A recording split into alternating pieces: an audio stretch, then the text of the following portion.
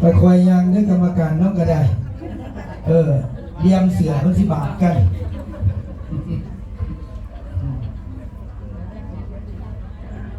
เอาเลี้ยงเสือมันสิบาทกันเองดิ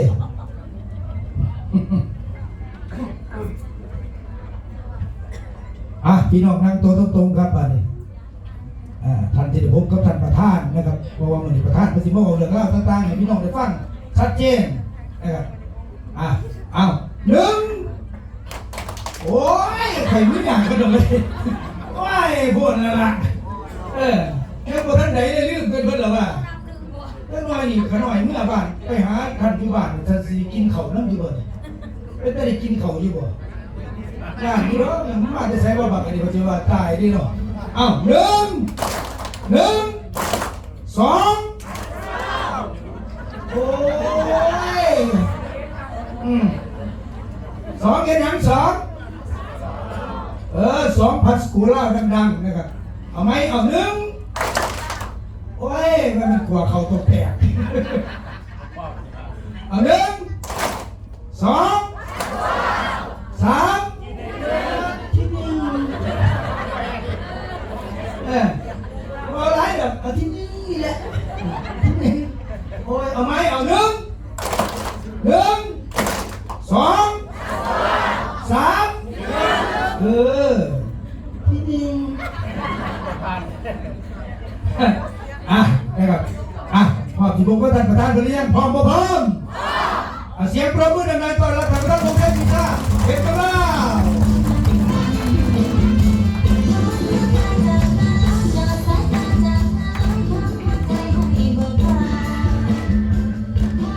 สวัสดีครับเราเป็นทางการโอ้มือดีมากเฮ้ยมาแก่ไร้ตาไปเนาะกำลังเทสเสียงทดสอบโอเคนอกเพื่อพบเป็นการรักษาเส้นเวลาเข้ากับสีให้ครบหมู่ไปนั่งที่จริงความหมายร่วมมือดีเป็นเท่ามาเข้าใจถึงว่าเขาปุ๋ยกล่องเกษตรโน่เนาะเป็นว่าเขาการใส่ปุ๋ยแต่แหละเพราะว่าเขาเปิดตลาดป้านีเอาไงเนาะปีนี้ก็เริ่มเข้าปีที่3เนาะแล้วเขาจัดทริปท่องเที่ยวกับทีมงานมานี่12เทื่อเนาะไทยส่วนแล้วจะไปประเทศไทยเวียดนามเขาไปนะเนาะแล้วก็รอบนี้ก็จะมีโปรโมชั่นให้อีกคือเนาะเพราะว่าทีมงานเขาผมซื้อว่าไปเที่ยวกันหลายแล้วเพื่อนว่าไปขี่รถตู้ก็ไปหลายเทื่อแล้วรถบัสก็ไปหลายเทื่อแล้วเขาอยากขี่ยนต์เขาว่าใครอยากขี่ยนต์นั่งบ่เดี๋ยวจะมีโปรโมชั่นให้ด้วยเด้อวันนี้ใช้ก็พูดกันก่อนแต่เนาะให้เบิ่งผ่านจอเด้อนี่คือนโยบายบริษัทแต่เนาะนโยบายเท่านี้ก็คือมีงานมีเงินมีมวลมีเที่ยวมีรางวัลพิเศษสนุกจบครบในระบบเดียวเรามีงานก็คือเขามีหน่วยงานต่างๆภาคเฮ็ดเวียกนั่นแหละสำหรับผู้ใดอยากมีอาชีพเพิ่มอยากการขายปุ๋ยขายโมเป็นเขามีบริษัทมีวิชาการต่างๆในภาคเฮ็ดพร้อมกับเจ้าหน้าที่เนาะเขาผ่านหลักเพิ่มในแต่ละขันเนาะตามกฎหมายเพราะว่าเดือนนี้เนี่ยกลางเดือนเขาเหลือจะลงเปิดตลาดเนาะแต่ละจุดของแขวงจำปาสักเนาะเขาขอตกลงขอแผนกไปอยู่ขอเป็นเก่าเมื่อเนาะแล้วแต่ปากซองพ่นท่อต่างๆเนี่ยลงมาเลยแต่โดยงานว่าเขาเช็ดมาเขาใส่ส่วนทีมหมวกใช่ปะอันนี้คือเป็นบุคคลที่บริษัทสอนเวียกให้แล้วเนาะแล้วเขาก็จะเป็นผู้ที่จะลงเคลื่อนไหวครับเจ้าหน้าที่ที่ว่าวิชาการของการกสิกรรมและสิ่งแวดล้อมของเมืองนั้นคนใดจะเป็นตัวแทนก็สมัครเป็นได้เนาะประมาณนั้นท่านดังนั้นมีเงินก็คือถ้าเป็นตัวแทนขายของไหนมันก็มีเงินเนาะธรรมดามันแต่ว่ามีเงินมันเนื้อคำว่ากำไรท่านเนาะมันก็มีเขาได้มวนทุกอาทิตย์ท่านมีมวนเด้อส่วนโคกนี่นะส่วนนี่ก็อันนี้นะบุญสมเพื่อนนี่เข้าบริสุทธิ์พามวลเพราะว่าเขาพิษเส้นทางนี่ดิปกติเขาจะใส่เสื้อเพศคำฟ้องกันทุกวันเสาร์พาที่งานก็วงดนตรีเขาไปมวนกันให้มาของเพลงกันในห้องเด้อให้มาเต้นกันในเต้นแล้วก็มีจับรางวัลเป็นสิ่งนี้เนาะเทือละ30 กว่าล้านกีบเนาะให้เท่าเนาะรอบละ30 กว่าล้านเขาจะมีสินค้าเขาแจกต่างๆในห้องประมาณนั้นเนาะมีเที่ยวนี่มีทุกเดือน รางวัลพิเศษก็มีเกือบทุกมื้อทุกท่านให้กับพวกเขาประมาณนี้โอเคแต่เรามาเบิ่งโปรโมชั่นเด้อท่านเด้อโปรโมชั่นตอนนี้เขาให้สำหรับลูกค้าหรือว่าจะเป็นตัวแทนเป็นลูกค้าประจำอะไรหรือว่าอยากซื้อปุ๋ยอยากซื้อสินค้าแล้วก็จะความกิจกรรมต่างๆนั่นได้เด้อเขามีโปรโมชั่นตอนนี้คือท่องเที่ยวเชียงใหม่ประเทศไทยเนาะอันนี้เขามีบริษัทเมย์อยู่ประเทศไทยห้องหับไว้ซึ่งเขาที่ไม่เขาเลยขี่รถร้ายแล้วเขาไม่อยากขี่โน่นจัดนางยุ่นเลยเนาะนางแต่อุบลไปเชียงใหม่แต่ไปเชียงรายพอเราไป2แขวงประเทศไทย2จังหวัดนี่คือยุ่นเนอะยุ่นเฮามือนี้มีคนพาเลยเด้อแล้วตอนถ่ายใช่มีการบอกตรงนี้ดิเพื่อมีเตรียมหมอบยุ่นในคนละลำบนนางแต่บนนางคนละบอลอันนี้ไปครับไทยและออนแอร์แต่เนาะอันนี้คนพานเขาพานเกือบ30 ทานอยู่ไหนเขาเอาเพียงแต่40 ทานในรถบัสเดียวตอนนี้คนได้อยากเขามากสามารถที่จะได้เลยเนาะเขานั่งอยู่ในทุกคนเนาะขอแต่เขาอยากขี่นุ่นเนี่ยนี่ท่านเขาจะไปแบบนี้อันนี้คือแอร์โฮสเตสนะครับเนาะเดินทางต้นพินาเพราะไม่ตอนนี้หรอกให้เขาเก็บกาแฟก่อนต้นพินาเดินทางบอกก่อนต้นปี2000เดือนที่1เขาเดินทางเดือนที่1เดินทางไปนี่แหละตอนสุธีหลายบอลงามเนาะสถานหลายบอลงามนินเทศบุญผมเขานินเทศบุญพวกกันเขาบอกว่าเขามีวาสนาผูกกันที่ศาสตร์นี่ศาสตร์ก่อนอาชีพคืออะไรเนี่ยในยางกายไปกับพี่โลกเฮ็ดบุญพวกกันไปวัดองค์เดียวกับพยักษ์นะเรียกว่าเฮ็ดบุญกันเติมไปเรื่อยแต่ว่าจะพาเฮ็ดบุญนะครับพี่แล้วไปเส้นได้กันสิมีวัดหลวงคุณเด็กของอาจารย์เสริมชัยโคสิทธิพัฒน์นะเดี๋ยวเขาจะพาไปนี่พ่อเนาะวัดตรงนี้หลายบอลนะท่านบอลสวยงามเนาะอันนี้วัดแต่ละวัดเด่นวัดประมาณ10 กว่าวัดเขาจะพาไปนอน2 คืนเนาะขี่ย่นอย่างเดียวเลยขี่ย่นไปขี่ย่นกลับเนาะอันนี้เดี๋ยวโปรโมชั่นจะไหนเดี๋ยวเพื่อนที่แจ้งให้ตอนถ่ายเด้ออันนี้เข้ากับเตรียมไว้นำแล้วต่อมาวันนี้โปรโมชั่นที่1ก็ไปอันนี้บอกถึงว่าการบินเนาะบินโปรโมชั่นที่2เขากำลังมีอยู่ตัวนี้มันผ่านไปแล้วเด้ออันนี้จบไปแล้วที่อาจารย์ตอนนั้นเพิ่นบอกแหละทวีวัสหาบัสปัจจุบันเป็น3เพราะว่าเขาจองบอลพักกันมันเต็มก่อนเพราะว่าเขาไปส่งให้ซิเซอร์เนี่ยก็เรียกว่าตัวนี้นี่แม่นไปเที่ยวพัทยาอันนี้เต็มแล้วเพื่อนถ่ายเรื่องให้เบิ่งก่อนว่าเขาจะไปไสอันนี้เต็มแล้วเดินทางเดินหนาเดินต่อไปนี่แหละเนาะนี่จะไปบ้านมหาเศรษฐีครับตัวนี้นี่อันนี้มีแต่เตรียมไปอย่างเดียวตัวนี้คือตัวนี้มันฟิตโปไปแล้วเด้อเข้าไปแบบนี้บอลอยู่บอลกินบอลมวนดีบอลนอนเราดูนี่เด้อบอลนอนเราติดนี่แต่ว่าตอนเขาจองไปคือมันเต็มนะมันได้เป็น3 รถบัสนี่ค่ะแล้วสิพาไปเที่ยวแบบนี้แหละสั่งมีบอลลินบอลยูบอลนอนบอลรู้บอลล้าแบบดินน้ำได้ลินน้ำเข้มได้ลินน้ำจืดได้ลินเนาะโขกก็เลยหรือว่าจะขี่จะเสียอะไรแล้วแต่เฮ้าเนาะเต็มที่นี่มันลินทะเลกลางคืนมีปาร์ตี้เนาะเอานักของไทยมากเนาะหางเครื่องคณะของลำใหญ่ไทยทองคำเนาะเขาใช่ไหมมีบอลนอนด้วยท่านก็ได้นอนมองนี่แหละบอลจริงเนี่ยอันนี้คือสถานที่จริงมีคนเขาจะไปแบบนี้เราไปชมวิวขึ้นชมวิวต่างๆพัทยาอันนี้แม่นอันนี้ปูนี่จบไปแล้วจบไปแล้วทุกท่านจบไปแล้วแต่ให้เบิ่งที่ซื้อว่าเขาจะไปไซเนที่เขาจะไปนี่เนาะอันนี้คือโอเควันนี้มาเบิ่งวันนี้โปรสำหรับผู้ที่บ่ได้ไปเชียงใหม่เนาะว่ามันอาจโปมันไกลโพดเขาไม่อยากไปสินะอยากไปโปใกล้ๆตอนนี้เขามีโปรตู้แต่เนาะอันนี้แม่นเปิดจากเมื่อนี้ไปเนาะครบตัวนี้แม่นครบ20 คนออกในข้างคือนึงเขาบอกเอาไปหลายเนาะตัวนี้เขาต้องเฮ็ดพาสปอร์ต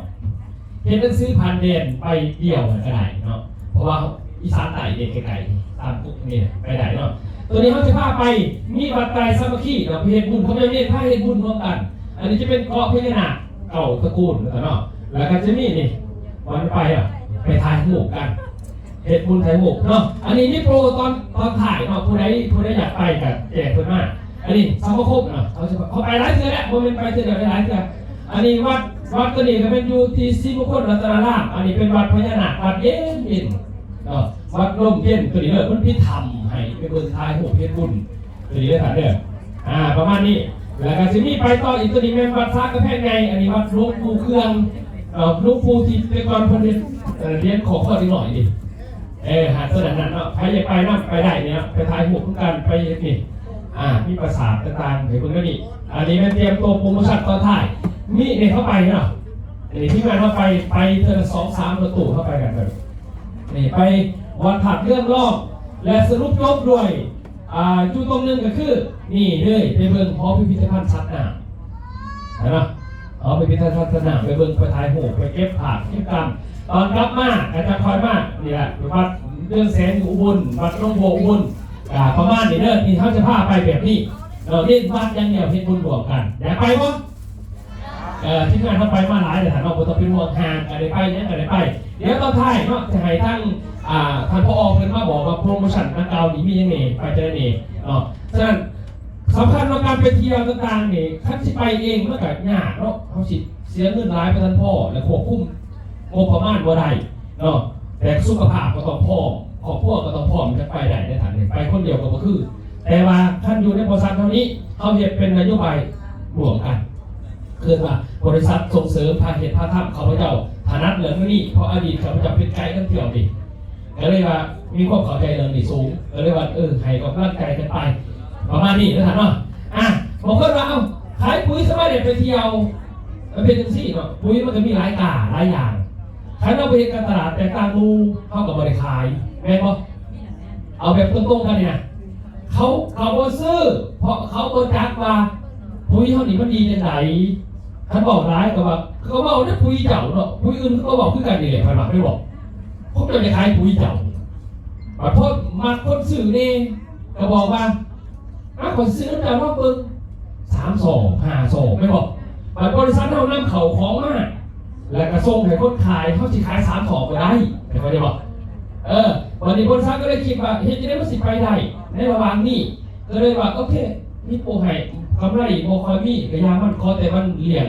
ระบบได้กับพ่อผมหมายถึงว่าพอมาคนสไลด์เขาติดอันเก่าอันเก่าเขาก็ซื้อการที่เขาคือซื้อเขาก็ซื้อแต่เขาซื้อมาแล้วมันก็มีอย่างเกิดขึ้นเขาไม่ได้ซื้อไม่รู้ไงอันนี้เขามีอย่างอื่นให้แต่ว่าเคสสตัดดี้คือว่าคนที่เขาใส่ปุ๋ยเข้ามานี่หลากหลายที่เห็นผลมาตลอด3 ปีโบเคยถอยลงแล้วคนยูนิคก็ไม่เคยหน่อยลงฉะนั้นเรื่องบอกว่าขึ้นกำไรให้ครับลูกค้าเขาบอกดีว่าตอนนี้ทำไมดีวะโอเคเนาะฉะนั้นต่อมาตอนนี้มันมีอันหนึ่งเนาะคนนั้นที่เป็นตัวแทนของบริษัทเท่าที่เป็นตัวแทนลักษณะไหนพอต้องมาเป็นตัวแทนลงทุนเป็นพวงเป็นตันเป็นพวงเป็นรถ10 ล้อทั้งหมดจะเป็นเนาะถ้าเป็นตัวแทนน้อยๆนะครับสื่อใส่แต่เนาะสื่อใส่อยู่เพื่อนแต่ขอจะสื่อใส่ในระบบบริษัทประจำบริษัทเขามีแนวดูแลครับพ่อเพราะเขาจะมีสมาคมพี1 2 5นี่ครับเนาะสมาคมพี1 2 5นี่ตัวนี้แมนเป็นประกันชีวิตเพราะว่าบริษัทบริเก็บเงินเท่าถูกถามว่าอันนี้เป็นบริษัทคือว่าคณะเท่านี้คือซอยกันมีนั้นเกิดขึ้นในครอบครัวเท่าซอยกันคือว่าดูแลคนที่เป็นคนของบริษัทอันนี้คือเป็นการตลาดถูกแบบนึงคือว่าคุ้มครองคนของเท่าถามว่าคุ้มครองของเขาที่มีการคุ้มครองอยู่3 ข้อมันจะมีเกิดการสูญเสียตอนนี้ว่าเสียชีวิตในสมรภูมิของเก่าเองไม่เป็นแต่เก่าแล้วสมรภูมิเลยมี10 คนก็เลยแต่เก่าเนี่ยมันจะมีการคุ้มครองเสียชีวิตบริษัทเขาจะมีเงินใช้ซองซอยกันใครจะมาเข้ามานะ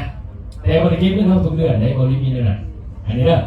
2เกิดการแต่งงานใครว่าท่านแต่งงานหรือแต่งแล้วลูกเขาท่านแต่งกับเขาจะสมรภูมิเก่าเขากับดูเล่ดีมาด้วยนี่แล้วก็3มันขอดลูกเนาะขอจะอยู่ในกลุ่มสมาคมเดียวอันนี้รายละเอียดไปศึกษาอยู่บริษัทหน่อยเขาจะมีประชุมเฉพาะสมาคมแบบนี้อยู่แง่นี้ทุกปีเนาะในต้นพี่หนาเขากับประชุมที่เป็นเสือที่เต้นนี่เขามีแบบนี้ให้เนาะคุ้มครองตั้งแต่เขาจัดอยู่พวกแง่กับประชัดพวกแง่กับประชัดแรกนี่คนนี้เองว่ะอันนี้เป็นออกลูกเนาะเมียออกลูกเรื่องก็เป็นเราอันนี้แล้วออกลูกมากปั๊บเนี่ยยืนขอเสนอมาต่างๆเขาก็ตรวจสอบว่าจะเป็นคนบริษัทจริงตรวจสอบอันนี้ก็ข้อที่1ข้อที่2เป็นลูกบวชแต่เดี๋ยวนี้เขาเอาบวชเนี่ยเพราะว่าแต่ก่อนเนี่ยฟังไทยเขาบวชง่ายเข้าใจป่ะปฏิบัติเท่านี้คือบวชก็ขึ้นลายเนาะอันเขาง่ายไหนเราเรียกว่าตัดบวชออกไปก็เอาแต่เขาไม่มีหาขอดูเลขปัจจุบันนี้ดูเลขเพียงแต่3 ขอพ่อแต่ก่อนว่าตรวจสอบเงื่อนไขผ่านต่างๆก็มาตรวจสอบจะเป็นคนจริงวอมีเนี่ยกับบริษัทเขากับแจกซองดูแลกันแบบนี้บอแมนมาเก็บขึ้นเท่าเหมือนกับ อย่างกับประกันชีวิตถอดมือมันจะต้องกระจายเงินนะเพราะเขาบ่มีสันเด้อได้หน่อยร้ายขึ้นก็ว่าเข้านี่หักกันสำไหนขั้นเจ้ามากปุ๊บเดี๋ยวมาสร้างเขาก็สร้างเขาขึ้นเลยบอกเจ้าประสนมูเขาก็ประสนโน่ผมเป็นสมาคมบริษัทซื้อแต่ว่าดูแลครั้งหนึ่ง40-50 ล้านกี่คนเนี่ยเมื่อโน่การดูแลนี่นะตอนนี้เสียชีวิตยังไงเสียชีวิตเนี่ยรถตามเราเนี่ยมีหลักฐานต่างๆเสียชีวิตจริงครับเขาก็ตรวจสอบเหมือนกันอะไรคือตัวอย่างเนาะและเดี๋ยวแม่มาศึกษาอยู่บริษัทเดิมมากครับภูเพิ่นพาเขามากเลยเพิ่นพาเขาเบิ่งนี่ล่ะเขาก็มีการบอกซ่อมแจกซ่อมไปสิแต่ละจุดแต่ละบอร์ดก็ได้เงินพวกมากบางคนก็30,000 บาทสิบางคนก็50,000 บาทแล้วแต่ผู้คนได้เป็นทหารขั้นเป็นทหารก็กระไดน้อยเพราะเจ้าสั่งเขาเนาะไม่ใช่สั่น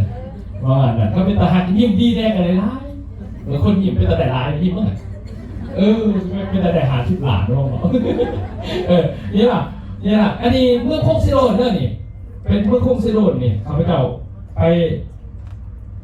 ปหาเราไปคุยเราเขาสู่เราไม่ใช่หมู่นักบริษัทเลยเขาใจการขายแล้วก็ไปเที่ยวยังนำอยู่ในสมาคมเราเสียชีวิตกระทันหันนอนแล้วก็เสียนี่นะทีมงานแล้วก็ไปนี่ดิมันมีเลยยืนมากตรงนี้ไปยังยืนเสียชีวิตเนาะจากนี่จากของการภายในนะครับไม่ใช่มีฟอร์มนะครับแค่หรอกตรวจสอบเพื่อขายเงินผ่านต่างๆใช่ไหมครับนี่เขากับทีมงานบริษัทเขากับไปเบิ่งอะไรดิเขาก็แจกซองดูเลยหายมันมีแบบนี้แต่งงานอันนี้มันแขวนใส่กล่องแต่งงานเนี่ยก็มีไอ้เบิ่งข่าวๆนะรายละเอียดลึกๆแมนเขาจะไปบอกกันอยู่ออฟฟิศอันนี้เป็นปากซองเขานี่ปากซองนี่พอเสียชีวิตไม่แล้วมานำบอกนี่ก็ดีทั้งร้านคนมานำอยู่พอได้เสียชีวิตอันนี้ก็บริษัทกับซอยกันไปผู้นี้แม่นเพิ่นเสียชีวิตเองอันนี้เป็นเมื่อทันเองบอกผู้ซื้อใส่สูตรหมวกต่างๆเนี่ยเพิ่นเสียชีวิตเอง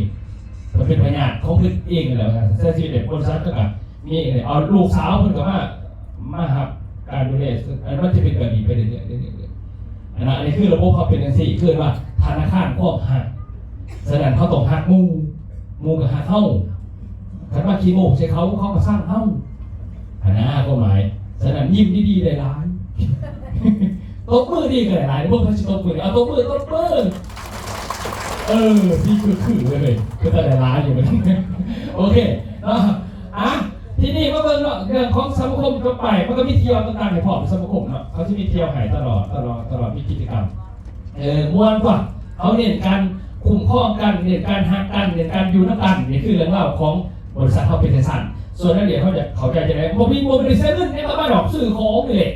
ฟังผู้ที่สื่อปุ๋ยนี่แหละในกระจกเอาไปฟังผู้อื่นไปฟังซ้อนในสื่อเนาะนี่บอกไปฟังก่อนจะในสื่อเขาไปซ้อนในที่เนาะสื่อเป็นปืนโบราณใส่เนี่ยมันโบราณใส่มันสีเหลืองมันโมดีเขาจะด่าเขาจะไปไหนไม่บอกได้แต่ที่ส่วนแหมมันเรื่องตัวตู้แต่วันเมื่อก็ได้ดิอันนี้บอกให้ฟังจนเมื่อยเร็วจนเข้าใจเดี๋ยวต้องซื้อเขาบอกเข้าใจเขาก็ไม่จะขายให้เพราะว่านะดูนี่เขาจะบอกขายให้คนมาซื้อบอกว่าหยอกกันเวลาคนผู้เดียวเนาะจะสารสัมพันธ์ทุกคนก็สิบอกที่ไหนก็เลยคอยสื่อสารไปนะเมื่อท่านเมื่อในนามของปุ๋ยแต่ละเบอร์เนี่ยคือข้าพเจ้าเนาะสื่อสายาพอเขาจะไปเยี่ยมที่ไทยเนาะสื่อทงชัยพิธาเป็นตัวเล่าแต่ในสมนุขั้วจริงหรือว่าบัตรประชาชนเขาจะซื้อบุญทงผาพรเนาะซื้อบุญทงผาพรเนี่ยจะเป็นสื่อตอนนี้พี่เฮียนอยู่ต่างประเทศมากเนาะเฮียนจากประเทศไทยจบขายตรงมากนะครับมาเป็นอาจารย์สอนให้กับประเทศไทยพร้อมได้บนเมนเตล่าแล้วที่จะทำไปจากคนเดียวที่ต่างประเทศก็ต้องทำเนาะก็เลยไปสอนแต่ละยุทธ์แต่ละเลยนี่ตอนเขาจะไปเฮียนนี่ไปเฮียนมาแล้วมาสอนแต่ละบริษัทเรื่องของการค้าเรื่องของปุ๋ยเรื่องของการตลาดสินะ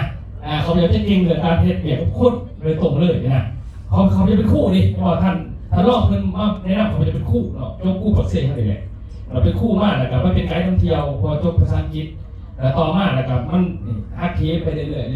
ยไปดูเรื่องดูว่างไปมีเมียดูว่างกับอยรวยก็คือเนาะเขาผู้ใหญ่ก็เรียกว่าจะได้กระยำมันไปก็เลยตัดไปอยู่อีกต่อไปเฮียนไปหมู่ก็เลยมาพัฒนาเจ้าของเถอะเนาะก็เลยมาเป็นอาจารย์สอนจากอาจารย์เข้าเทียบตกมาอยู่เร็วกลับไปสื่อสารสอนธุรกิจไปมีอยู่ประเทศไทยนั่นเองครับห้างสรรพสินค้าประเทศไทยนี่เขาไปเจาะ ก็เลยว่าโดยความเป็นคู่จิตวิญญาณคู่ก็เลยว่าพอมาขายปุ๋ยเดี๋ยวสินะเขาสิไปเป็นว่าปุ๋ยดีจังสิมันดีจังไงอันนั้นเขาต้องให้ข้อมูลเป็นก่อนเลยท่านครับถ้าเป็นบ่มีข้อมูลบ่มีวิชาทำตัวขายไม่รู้แม่ให้เพิ่นเข้าใจว่ามันดีใจโดยตัวเพิ่นเองนะปุ๋ยมันซื้อเองกาบ่เป็นพันกาแล้วก็เขาประเทศลาวไม่รู้ท่านว่าประเทศไทยมีแสนกว่ากาจะไปขายปุ๋ยประเทศไทยปุ๋ยเก่าเปอร์เซ็นต์ดีกว่าหมู่บ้าบ่เขาแตกเขากำลังเห็นมันบอกตัวก็เห็นหน้า10 กว่าปีเลยสัตว์ไม่บอกมันก็บ่คือนะทุกท่านทุกการขายบ่เป็นคัดแต่ว่าขายเฮาบ่รวยดอกปุ๋ยเนี่ยซื้อไปมันก็คือซื้อบริษัทสมุนไพรเด้บริษัทสมุนไพรเจ้าสมัครมาเจ้าอยากได้เงินต่อเจ้าก็ตัวไม่บอกกินกับคนกินเองไม่บอกกินไปเพื่อจะดีเพราะท่านดีเพราะจะคำว่าดีว่าคัดได้หันจังทีที่จริงกูยังแจ็คกูสิหลอดไม่เป็นหลอดเพราะว่าเจ้าเป็นโคตรเนี่ยเจ้าแปลงเขาบอกได้บางทีว่าเห็ดตะปุยนี่มันก็เป็นสัตว์ไหนจะไปใส่ต้นใหม่เพราะว่าทำต้นใหม่ดีเลยบอกมันสิตายยังว่าดีไม่ใช่สิบอกไม่บอกต้นใหม่มันตัวโอเป็นฉะนั้นไปเห็ดให้เขาเบิ่งแหละเอาคนมาเบิ่งเนี่ยมันดักแล้วไม่บอกทันมาปัดของถามมันบ่เห็นผลมันบ่หอด3 ปีโลอีลีนางอยู่นี่บริษัทเสียเงินบ่เอาทันมาเสียเงินบ่แม่บริษัทเก่าบ่นี่นี่เพราะว่าเสียกับความจริงไม่บอก3 ปีเขาลงทุนกับท่านนั่นก็หมายความว่าเขาอาศัยกำไรระยะยาวนั่นก็หมายความว่าแสดงว่าเขามีของดีเลยเขาจัดการเห็นแม่นบ่ทันป่ะแม่นหรือบ่แม่นนั่นเพราะว่าเขาเสี่ยงกว่าท่านในเรื่องการที่คุณมือเนี่ยฉะนั้นคณะบริหารใจเดินมา3 ปีแค่ว่าเมื่อเราเปิดบริษัทแล้วเอาปุ๋ยมาเนี่ยก็ยังสิจ้าว่ากูสิหลอดหรือบ่หลอดเนาะปีนึงมัน12 เดือนผู้ใดค่าใช้จ่ายไม่ถูกเดือนไม่บอกฉะนั้นใครเขาจะว่าเข้าขายตัวเดียวคือปุ๋ยแสดงว่าเข้ามันอกมันใจนะสารกันมาบ่เป็นหน่อยแต่ว่าฉะนั้นเขาพยายามเอาข้อมูลพิคู่เนี่ยมาสื่อสารกับธุรกิจเนี่ยใหญ่โตสร้างมาเธอเบิ่งไงแต่ละขังแต่ละบอดอันนี้คืออยู่ห้องนี่แหละเธอเบิ่งข้างขาเนี่ยเสาแม่บ่เนี่ยห้องนี่แหละเห็นแม่เป็นอยู่นี่อันเดียวเป็นนี่เขาสร้างว่าถ้าตัวใดบ่เป็นขังเดียวเนาะมหาศาลเลยครับเขาไปยู่กันดีมากเห็นธุรกิจแต่อายุ22 ปีเขาเรียกอะไรปัจจุบันอายุ41แฮปปี้เบอร์เดย์เมื่อวานนี่อายุ41นี่หลายคนเห็นอินเซนจะขึ้นนมเด็กเพื่อนว่าขอกระแจกไปแล้วก็ขมักหงอมือนี้ให้มานมแจกอีกเนี่ยโอเคป่ะอะไรครับนี่ครับจับดูผมแง้มกระแดงจะประซักกระแดงครับเนี่ยแต่ละเทือผมไม่ธรรมดาเลยนะครับเด้อเขาจะมาเขาเดินมาสายนี่หลายปีเขาบอกว่าอันนี้คือปัญหาของท่านแล้วท่านมีปัญหาเขาสิเกตกันจะไหนหรอฉะนั้นนี่คือกระบวนการต่างๆที่เราเห็นมาเหลือพวกปุ๋ยกับเช่นเดียวกันเห็นเนาะฉะนั้นสินค้าเขาจริงๆมันมีหลายตัวเนาะแต่เขาบอกเลยไปย้ำเรื่องตัวนี้เพราะตัวนี้มันเกี่ยวกับออยล์ตัวนี้เข้ามาในรูปแบบของปุ๋ยก่อนปุ๋ยนี่มันที่นี่ปุ๋ยเม็ดปุ๋ยหนาเด้อปุ๋ยหาเด้อปุ๋ยเม็ดปุ๋ยหนาเข้าใจสิก่อนปุ๋ยเม็ดนี่คือมันเป็นอาหารทั้งดินให้พืชกินทั้งหากเนาะส่วนปุ๋ยหนาให้พืชกินทั้งใบบ้านเราบ่มีความรู้เรื่องนี้ส่วนไรคนนอกนี่บ่มักใส่ทั้งใบนอนนี่ยังบ่บอกขี้ขาด2รู้อยู่ดอกข่อยแต่ข่อยต้องไปซื้อเต่ามันอีกไม่บอกคือเขามีความขี้ขาดเลยแต่เขาบอกเขาใจพืชป่ะพืชมันกินไปนั่นก็ต้องกินทั้งใบไปนั่นกินทั้งหากอันนี้ดีกว่ากันเมื่อนี้เขาจะบอกให้ฟังอยากฟังวะ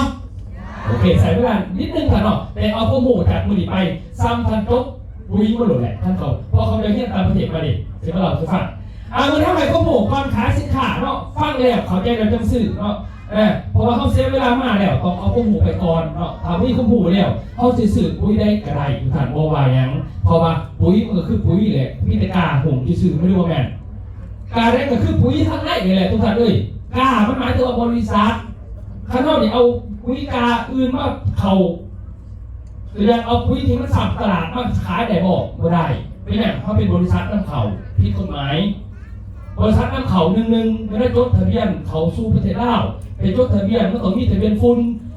บัดนี้เขามีทะเบียนฝุ่นตัวอื่นบริษัทเขาจดทะเบียนขับมาแล้วเขาเอาเขาไม่ได้มันมี2 เสมอก่อนนี่เขาไปอย่าไปร่วมครับที่งานเป็นปากซองที่เขามีขึ้นที่จะมาขาดใครปุ๋ยเขาจะลงหารถพ่วง เอาซ่องนะเขาบอกว่าเขาเชื่อเจ้าแล้วนี่นะเขาเชื่อแล้วเขามีข้อมูลแต่ว่าเขาจะลงทุนนะเจ้าก็เอาปุ๋ยที่เขาใส่เหลือมาขายได้ส่วนกันหลายคนเนี่ยคือสิได้บริษัทกับห่างบ่คือกันขันห่างเจ้าสามารถขายได้ผมนี่คอยเอามาเมื่อไหร่เพราะว่าบริษัททุกอันที่เอาเขามาก็ต้องมีทะเบียนไปเลยเนาะวันนี้พอเป็นทะเบียนแหละเพราะว่าเอากายเอาสูตรที่หากายนั้นการกระต่ายว่าใช่16 เกิดการมงกุฎถามว่ามันมีอยู่แล้วมีแหละคันมีแล้วเขาแต่ต้องเมื่อไหร่ผิดกฎหมายเพราะเขามีทะเบียนของเขาเนี่ยบริษัทน้ำเขาก็นอกเดือด30 กว่าปีถ้าเราไปแต่ต่อปุ๊บเขาตัดมือเขาปรับเลยเด้อเข้าใจป่ะฉะนั้นเมื่อเขาเนี่ยขายปุ๋ยเนี่ยเขาก็ต้องไปเหตุการณ์เขาขึ้นหน้าไปสั่งหรือสั่งก็ต้องเอาแบรนด์ไมกาไมประเทศไทยเขามาที่ลาวโบจักเมื่อเขามาโบจักเขาก็ซื้อนะเขาโบจักตลอดก็ใครเล่นได้ไหนบ้างนี่เล่นเนี่ยกาหัวของประเทศไทยเขาก็โบจักดอก30 ปีก่อนไปบอกชาโมชิมาใส่ของทุกมือเลยพิษกันก็ต้องเป็นน้อยอีนี้ต่อมาแต่มีตาอื่นเขามาเพราะพิษก็เป็นน้อยแต่ว่ามันหลายปีมันดังเขาห้องเปอร์เซ็นต์เดียวกันเขากำลังเขาปีที่3อีกกันอีกไป5 ปี10 ปีเพราะเพิ่มมีแต่ของห้องโบจักเมืองคนนอกนี่ได้รับอีกไม่พอใช่ปะการตลาดมันไปแต่ของห้องเป็นการตลาดส่งออกเป็นกับทันแต่การตลาดเขาเป็นส่งออกเป็นจากห้องเองเนี่ยมันไม่คือกันเห็นป่ะแสดงว่าเมืองว่าไผ่สินเนื้อไผ่เขาจะคอยบาเขาบอกแค่เขาแต่เขายืนชุดเท่าแต่เป็นการตลาดของผู้แบบเขานะแสดงว่าเขาไปจากนี้เฮียนปุ๋ยมาจากบริษัทอินเตอร์อาร์โกเทคเนาะ4 โรงงานประเทศไทยเฮียนปุ๋ยมาแล้ว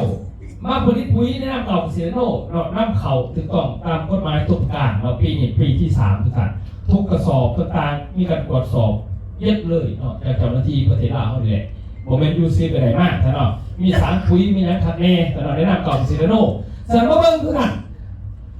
ปุ๋ยเนี่ยพอมันหลายปุ๋ยเหลว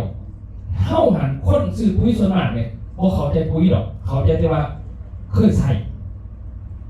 แต่ก่อนสิเคยมันก็ต้องลองทำมิตรไม่รู้ว่าไงพอลองให้ว่าเขาว่านี่มันมีเขาว่าเขาเนี่ยนี่ก็เหมือนกันเท่ากันจะไม่เคยใส่มันก็มีเขาว่าก่อนเลยบอกแค่ได้สั่งมันก็มีเขาว่าเขาก็บอกอย่างก่อนก็คือกันต่อทุกอันกับแบบเดียวกันแบบเขาเมียนี่นะกูเบาเลยมันเคยมีเมียคำว่ามีเมียไม่เลยกับเขาว่าก่อนเนาะอยู่ไปยังไงท่านเองเราไปดูผู้เก่าไปก็มุ่งไปก็คือกันแต่เนาะแสดงว่าเมื่อวานเมื่อที่ห้ามเอาข้อมูลว่าวิธีการใส่ฝุ่นหรือว่าปุ๋ยที่ติดต่อว่าปุ๋ยเคมีที่เขาใส่กันว่าจะใส่ติดไม่ติดปื้ดติดใจอยู่แล้วนี่นะเขาใส่กันจะไหนเขาใส่ถือกันหรือยัง2ปุ๋ยอินทรีย์ที่เขากำลังขายกันสารบัญใบแม้กระทั่งขี่ไก่ที่เพื่อนเขาจากต่างประเทศมาขี่ไก่ที่ขายในปากซองโบมีของประเทศลาวเด้อแม่นบ่ล่ะเอามาใส่ประเทศไทยผิดกฎหมายเบิดขอหนึ่งน้ำเขาผิดเบิดเขาไปประชุมเวลาชุดเขาบอกว่าผิดเบิดขอ2ขี่ไก่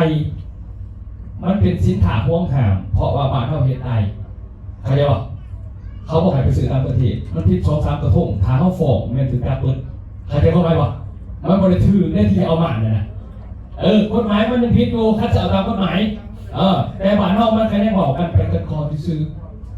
พอท่านบอกว่าขี่ไก่ลงดินไปปึ๊บมันจะสั่งเสื้อล่าเนี่ยให้ต้นกาแฟเจ้าอยู่ไหนมันพอท่านบอกถึงมันมีปุ๋ยขาปุ๋ยสำไรผมจักนะกูจักแต่ว่ากูจะใส่ไม่บอกเขาไม่ยังใส่เป็นฐานว่าเขามีข้อมูลก็มันไม่ยังซื้อเมื่อนี้ครับว่าเรามาเอาข้อมูลว่าเขาใส่กันจังไหนปุ๋ยเคมีใส่จังไหนปุ๋ยขี่ไก่ใส่จังไหนเขามาเขาจะได้ว่า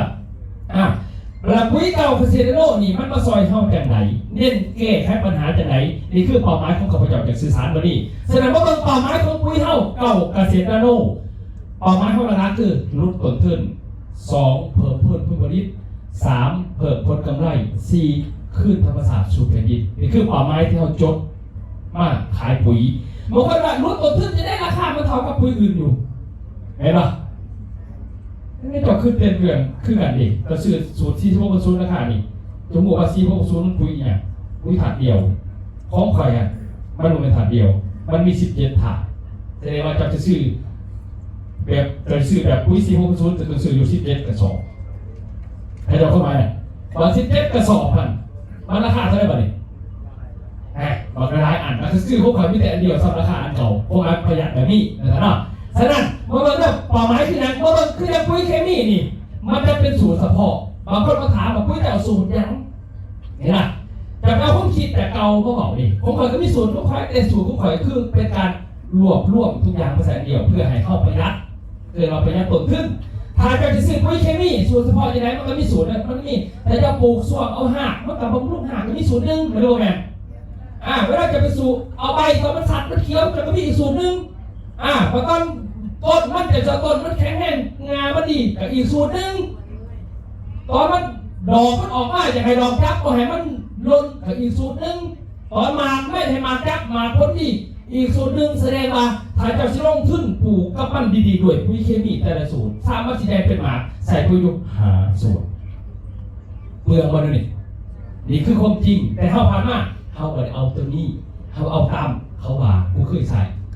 บัตรเข้ามาเขาเคยใส่บัตรหลายปีผ่านมามันคือเก่าไม่บอกใส่ตะกี้คือมันดีนะที่ว่าปุ๋ยปลอมเฮาว่าแล้วมันพวกพี่ปอบหรอกครับเลยในส่วนฝั่งว่าเป็นยังมันคือเก่าเด้อเมื่อนี้มาเอาข้อมูลตีไปแสดงว่าจะมีสูตรเรื่องนี้ในตลาดทุกท่านปุ๋ยเคมีมันต้องมีสูตรคางกระสอบของเราคือมันมีสูตรคางกระสอบมันบ่เป็นปุ๋ยเคมีเข้าใจแล้วเนาะถ้ามีเลขคางกระสอบแบบนี้ว่าปุ๋ยเคมียืนได้เด้อท่านเองข้อมูลให้เข้าใจว่าแสดงสูตร1630เขาเห็นกันประจำสูตร4600เห็นกันประจำสูตร1688เห็นกันประจำสูตร1888เห็นกันประจำสูตร15เห็นกันประจำสูตร12 17ก็มีมาทั้งหมดนี่แม่นใส่ตามส่วนของพืชบ่ให้ไปใส่ทุกทีตัวเด่นเด้อเด้อนี่คือว่าปุ๋ยสูตรปุ๋ยเคมีบัตรเลขนักกาวแปลว่าหยังเดี๋ยวฟังต่อไปถ้าสิเข้าใจเรื่องปุ๋ยก่อนแสดงว่าเรื่องก่อนนี่มันจะมีสูตรปุ๋ยอีกหลายอย่างที่ตรงกับพืชก่อนจะสื่อนี่บอกสูตรชื่อเนี่ยกาวก็ต้องผสมไก่แต่คนบ้านเน่าสูตรกูกับพ่อจักกูติดกากูเคยใส่กานี่กาบ่ได้เฮ็ดสวนซอยนักกามันเนาะมีบ่ใส่กากบมาเฮ็ดสวนสมโอ้ยอยู่ในกระสอบมันไหนมันผืนมันกินแต่กาหมายถึงว่ามันเป็นกาของบริษัทเขาที่เฮ็ดมายืนรักแต่คือว่าเอาภาษาอังกฤษว่าเทรดมาร์กเนาะมันเป็นเครื่องหมายการค้ามันต้องมีผมมีบ่ได้แต่ขาง่ายคือปุ๋ยตามสูตรมันเลยแหละเนี่ยแต่เมื่อได้เนี่ยซื้อแต่ปุ๋ยนี่แต่ว่าแต่เฮาสิฮู้จักแต่เฉพาะเฮาฮู้จักแบบปุ๋ยเก่าเซโดมันแนะนำเฮาดิเอาวิชาข้อมูลมาขายต่อเรียกว่าจุดขายของปุ๋ยเก่าเซโดเฮาขายจุดไหนเฮาขาย1ลดต้นทุน2เพิ่มผลผลิต3เพิ่มผลกำไร4ขึ้นธรรมศาสตร์ชลบุรีเก๋ดินให้เจ้าของฉะนั้น4ข้อนี่คือจุดขายของเก่าเกษตรนาโนบ่ได้ว่าเขียวแข่งกันมากระดกข่อยดอกกว่าคนพิษกระดกปุ๋ยเป็นแสนกาเนาะไผมามีบอกว่าปุ๋ยตัวนึงใหม่เฮ็ดมาใหม่เพราะใครกระชายโดดก็ไม่ตายเพิ่นซื้อโดดสิมันสิขายบ่ได้นี่มันบ่มีมันก็บ่ดีเพิ่นเนาะของมันขายคนที่เขาจะสิขายด้วยความให้ถ้าเข้าใจจังซื่อนะให้ว่าคือปุ๋ยเท่านี้มันจะเป็นตัวร่วมในกระสอบเดียวก็คือบำรุงหากบำรุงลำต้นบำรุงใบบำรุงเขียวบำรุงดอกบำรุงหมากผลบำรุงหัวจะเป็นมันและบำรุงดินทั้งหมดนี่อยู่ในกระสอบเดียวเจ้าสามารถใส่พืชตามส่วงได้มาดิเรื่องส่วงตัวมันน้อยถ้าจะไปใส่ส่วงนี่เจ้าจะเอาต้นแค่มันก็ได้ต้นเขาจะเข้าไหมเนาะเพราะต้องใส่หลายกระสอบส่วงต้นซ้ำใดเอาตัวนี้ไปใส่แต่เขาสีแดงเขาเป็นสูตรอยู่2สูตรแบบมีสูตรน้ำกับสูตรเม็ดเขาใส่ต่างกันจะได้แต่มาฟังเด้อนี่คือจุดต่างแต่แนวความคิดของการออกแบบปุ๋ย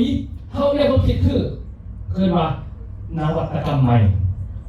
ยุคใหม่ทุกท่านยุคใหม่ยุคสมัยนี้เขาก็แข่งกันไงแข่งกันหน่อยลงแต่มีควบคุมค่าเห็นปะสมัยแต่ก่อนนี่ขั้นว่าอาวุธสงครามหรือสงครามเขาพิจกันนี่อาวุธสงครามสมัยก่อนไผ่มีน้ำใหญ่ๆสนะเนาะเดี๋ยวนี้ไผ่มีน้ำน้อยวานวันนี้ปึ๊บมุนบนประเทศไม่หรอกถือง่ายไม่หรอกจ้ะให้ดิ2เหมือนโทรศัพท์มือถือคู่มือเธอเบิ่งไงแต่ก่อนไงปะเบิ่งไงเบิ่งสมัยนี้เป็นยังไงมันหน่อก็คือว่าผู้ได้เก็บน้อยในการใส่หลายผู้เนี่ยชนะไม่รู้ไหมครับยุคบ้านเด้อทุกท่านเขาไม่ได้ต้องการหลายอันเขาต้องการมาร่วมกันแต่ว่าต้องมาสอนคนไทยให้เป็นซื่อ ถ้าเมื่อคืนนี่โทรศัพท์นี่คือสมัยก่อนคุณน่ะมีเฉพาะหมา10ผสมเนี่ยคุณน่ะเขาเห็นมาทำบิดโอ้บักหลายอยู่ในบ้านนี้เขาไม่เห็นไหนคนเดียวเขาก็รวยคนเดียวมันก็มีคนคิดว่าอุ้ยเพชรสนิทกุ้งก็ขอจะเห็นบริษัทหนึ่งกล้าเจ้าเนื้อเขาเก่านั่นนี่จะขอโทษเลยคือขอที่ไหนขอเสียไม่ของเพชรกล้าไม่เลยหรอกโทรศัพท์แต่บางไม้คืออย่างโทษแต่ว่าขอพี่จุดขายขอเขาไปเห็นมันหนักเขาเห็นทำดิเอาคนเขาจะซื้อตัวอะไรเขาซื้อตัวเขาสนุกไม่รู้แม่กันปะแต่เขาเข้าใจว่าเขาใจว่ามันคือโทรศัพท์มาต่อมายุคต่อมาวันนี้อันนี้ขายได้แล้วมันไม่ต้องมีการมันไม่ขนาดโทรศัพท์นี่เขางานขายทางนี่มันมีการเดียวใช่ปะนี่วันนี้มีคนคิดว่าโอ้ตัวนี้มึงได้กระโทษเลยแล้วกูซีเอาเทปนี่ลงใส่ไม่หรอกกูจะเอาเทปลงใส่กูเทปไปแล้วกูเอาโทรทัศน์ลงใส่นี่เขาเห็นมาเอากระแสลงใส่นี่บอกเขาจะดึงใส่ลงใส่เนี่ยเขาคิดมากล้องกูซียัดใส่แล้วมันไม่บอกแต่กี้มันคนละอันไม่ได้บอกแม่แบบปุ๋ยเขาเนี่ยปุ๋ย46คือ0กายยังตะบอกถึง0มันคือเขียวขั้นบวกเขียวไม่ได้เพราะว่ามันเป็นตัวเขียวมันเป็นยาเล็งเขียวเข้าใจป่ะแต่เล็งแต่เขียวแล้วก็จบเลยเด้อ7 มือ8 มือเบิดได้มันไม่ได้อยู่ได้เพราะมันเล็งเขียวให้ต้นไม้จะไม่ตายแต่เจ้าเห็นเขียวดีใจป่ะดีใจแต่เขาเมื่อเจอตามมากเลยเห็นจะไม่แห้งมาทีละยอดมันคือเป็นกระสีมันโมมีอาหารเสริมดีเข้าใจป่ะแล้วก็เขาใจต้นใหม่ดิเขาคือเราเองเขาดินี่เหรอคือกันนี่แต่ก่อนแบบปุ๋ยในสูตรนึงอันนี้สูตรนึงไม่หรอกแต่ว่าสูตรนึงคนละอันไปวัดเลยสินะตอนนี้มันมีคนคิดว่าเฮ้ยกูจะเอาทุกอย่างที่คนมาใส่อินเตอร์เทนนี่นะพวกที่บันเทิงเนี่ยเอามาร่วมกันก็เลยมีคนคิดโทรศัพท์มือถือปัจจุบันออกมาเขารวยเพราะมันนี่เอาตบมือให้เจ้าของมือถือนะเนี่ยคุณเมื่อนี่ถามคำถามเนี่ยใครได้จะสื่อกล่องวิดีโอไปเปลี่ยนจะมีวะวันตะกี้ฮันพอไฟฝันเนาะใครได้อยากไปซื้อซีดีมาใส่มุ้งอยู่นี่โซนี่บอกเป็นเอาบ่เอาแม่ก็แจกฟรีมือนี่เขายังเอาไปทีมเชื่อดิฮะเป็นอย่างยูปั้นเด้อปุ๋ยกระเซ็นเดียวกันแต่เขาบอกเขาได้ปุ๋ยเด้เจ้าเอาโทษอ่ะมานี่บัวชั้นว่าเขาเล่นในวิธีว่าเฮ้ยนวัตกรรมใหม่เด้อ50 กิโลให้เท่าเก่าเพราะว่าน้ำหนักแต่เขาไปลดตรงไหนเขาไปเอาเม็ดปุ๋ยนั่นแหละเอาทั้งหมดนี่ไปอยู่ในน่ะกระซ้อนเขาใส่สากไอ้ดามันเขาเข้าใจเมื่อไรเขาจะเป็นคนเฮาเนี่ยตลอดไปแต่วันนี้ว่าแบบนี้เอาต้มเลือดไทยต่อไปเป็นโลกตัวทางบอกแกพวกเรานี้เน้นดินมันไม่ใช่คือเน้นดินเอากฎหมายบานเท่าเด้อคาสิลงโฆษณาเผยแพร่แนะนำบริษัทต่อให้เน้นดินกสิกรรมเขาจังส่งเสริมเฮาเพราะว่านี่กู้ดินนี่กู้ทรัพยากรที่มันเสียไปกับคืนมาแต่ซี่เขาจะให้โฆษณาถ้าจะไปโฆษณามาได้กับดีพอเอาเขาจะเข้ามาเนาะมันเลยต้องอาศัยมาแก่ดินลงไปเนาะแก่กดแก่ดางให้ดินไปเพราะว่าขาดินดีพืชมันก็ดีต้องการจะกู้ดินขึ้นธรรมศาสตร์ขึ้นมาเฮ็ดจังไดโดยพื้นฐานแล้วดินถ้าดินดีเนาะจุลินทรีย์ดียังดีขีดเงินเดือนต่างๆมากลับขึ้นมาแบบนี้พอพวกนี้มันคือปุ๋ยธรรมศาสตร์เห็นบ่ตัวนี้แต่ตัวท่านเพราะว่าแค่จะได้ดินมันสิดีมันเลยมีในปุ๋ยเม็ดและมีในปุ๋ยหนักมันมีตัวแก่ดินนี่ถ้าดินมันดีมันจะมีอินทรีย์วัตถุของมันถ้าอินทรีย์วัตถุนี่มันจะมีอินทรีย์วัตถุที่ทำหน้าที่ต่างๆอยู่ในดินเพื่อส่งอาหารส่งต่างๆให้พืชเจริญเติบโตแต่ปุ๋ยเคมีปุ๋ยต่างๆเวลาลงดินไปปุ๊บมันจะให้เฉพาะไม้ต้นไม้นี้ถ้าเอาใบก็คือให้ใบถ้าเอามากก็ให้บากมันจับแล้วก็ฮีดมาขับให้มันขึ้นไปเอาแต่ว่าอยู่ในดินนี่เคมีที่เหลือจากปุ๋ยเคมีมันจะขาดหน้าดินอินทรีย์วัตถุมันตายปี 1 ปี 2 ปี 3มันตายเพราะมันตายปึ๊บพวกที่ทำงานนักกาวเนี่ยเช่นในดินสมบูรณ์ทรงไหลตลอดชีวิตมันบ่มีจะได้กลายเป็นเพิ่มปุ๋ยกันทุกๆ3 ปีจากเคยใส่กระสอบ1ก็เป็น2จาก2ก็เป็น4เข้าใจป่ะเพราะว่าตัวสารปุ๋ยธรรมชาติมันตายเข้าใจป่ะดิแรกๆขันเน้นตอนปีที่มีทำเคยใส่ปุ๋ยก็ง่ายไปเลยพอใส่ไป3 ปีมันจะเปลี่ยนไปเรื่อยๆเปลี่ยนที่ไหนแต่ฟังต่อไปนี่เขาบอกนี่ดินมันตายดินแน่นดินแข็งดินขมดินเข้มดินมันมีปัญหาตามมาบางคนนี่เพชรหน้าแล้วเผาต่อเฟื่องเคยมีบอกแบบนี้ความเสือพิษว่า เผาให้มันไปอยู่ในดินมันที่เป็นปุ๋ยพูดเก่งขนาดมันไม่ได้เป็นปุ๋ยเลยเด้อไฟอ่ะมันจากองศาในการเผาใหม่เพราะมัน100เนี่ย100 องศามันทำหนามฝนไฟมันเป็นพันองศาและมันเป็นตัวขาอินทรีย์วัตถุในดินเฮ็ดให้ดินกับแข็งแน่นปลาบางคนสร้างมันแต่ละปีปลูกไปแล้วกับสูตรปลาหรือไฟไหม้ปลาธรรมชาติครับมีฝนก็มันเสียก็บางคนปลูกอ้อยแล้วเผาอ้อยมันจะเฮ็ดให้พวกนี้มันใส่ปุ๋ยหลายปุ๋ยเคมีแต่ที่ใส่ด้วยหนึ่งประหยัดโลกบริสุทธิ์เพิ่มเพราะว่าอินทรีย์วัตถุมันตายมันบ่ได้ฉะนั้นบริษัทว่าก็เลยมีนวัตกรรมใหม่ๆมาซอยกันเลยตัวนี้ให้เบิ่งเนี่ยตัวนี้เด้อตัวนี้นี่ตัวรักเลยตัวนี้นี่มันดินได้มีปัญหาทุกท่านถ้าก่อนนี้มาจากประหยัดขึ้นจากปุ๋ยเม็ดตัวนี้นี่สามารถเอาไปผสมน้ำได้เอาไปสีผลปกติพวกดินนี่แหละแต่มันจะดึงอินทรีย์วัตถุจากดินกลับคืนมาจากดินสมดินเข้มดินบดีบงามนะมันจะเก็บดินตัวนี้นี่อันนึงนี่ได้ลูกผสมน้ำเลย1,000 ลิตรถ้าเป็นสีพ่นรถได้ก็ได้เฮกตาร์เลยหรือเด้อตัวนี้สามารถซอยได้ได้รายละเอียดต่างๆได้ใส่เป็นสรุปกันที่หนึ่งเขาจะชี้ไอ้เบื้องต้นน้ำตัวนี้เด้อโอเคแล้วเบื้องถัดขนาดว่าเบื้องป่าไม้ของการได้ใส่ปุ๋ยถัดพืชมันเป็นคนกินปุ๋ยเด้อบ่เป็นคนกินฉะนั้นตัวไหนเข้าผู้ซื้อเราไปคิดแทนต้นไม้แล้วเข้าไปดักว่าต้นไม้มันอยากหรือไม่อยากไม่รู้ว่าแม่เขาเห็นเองเลยเด้อมันไม่อยากแข่งเพราะมันนางไปซื้ออยู่ต้นไม้เอาอย่างนั้นมันก็กินไปไม่ใช่สัตว์เนาะนี่แหละเก็บนี่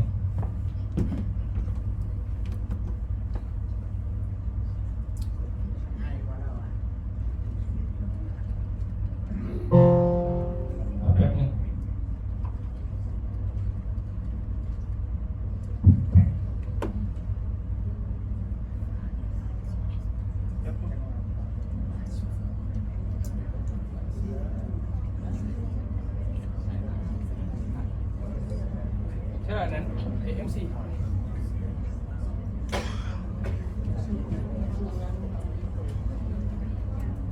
โอเคเลยนะโอเคออกไปหนึ่งเป็นน้ำคอมพิวเตอร์ทำเบิ่งเด้อบางทีว่าพืชที่มันต้องการกินอาหารจากปุ๋ยเนี่ยคืออาหารของพืชเข้าใจสิซะลองเข้าใจสิเนาะแม่บอกภาษาที่เสียมันสื่อเพียงอ่ะบอกว่าสื่อไปเบิ่งเอง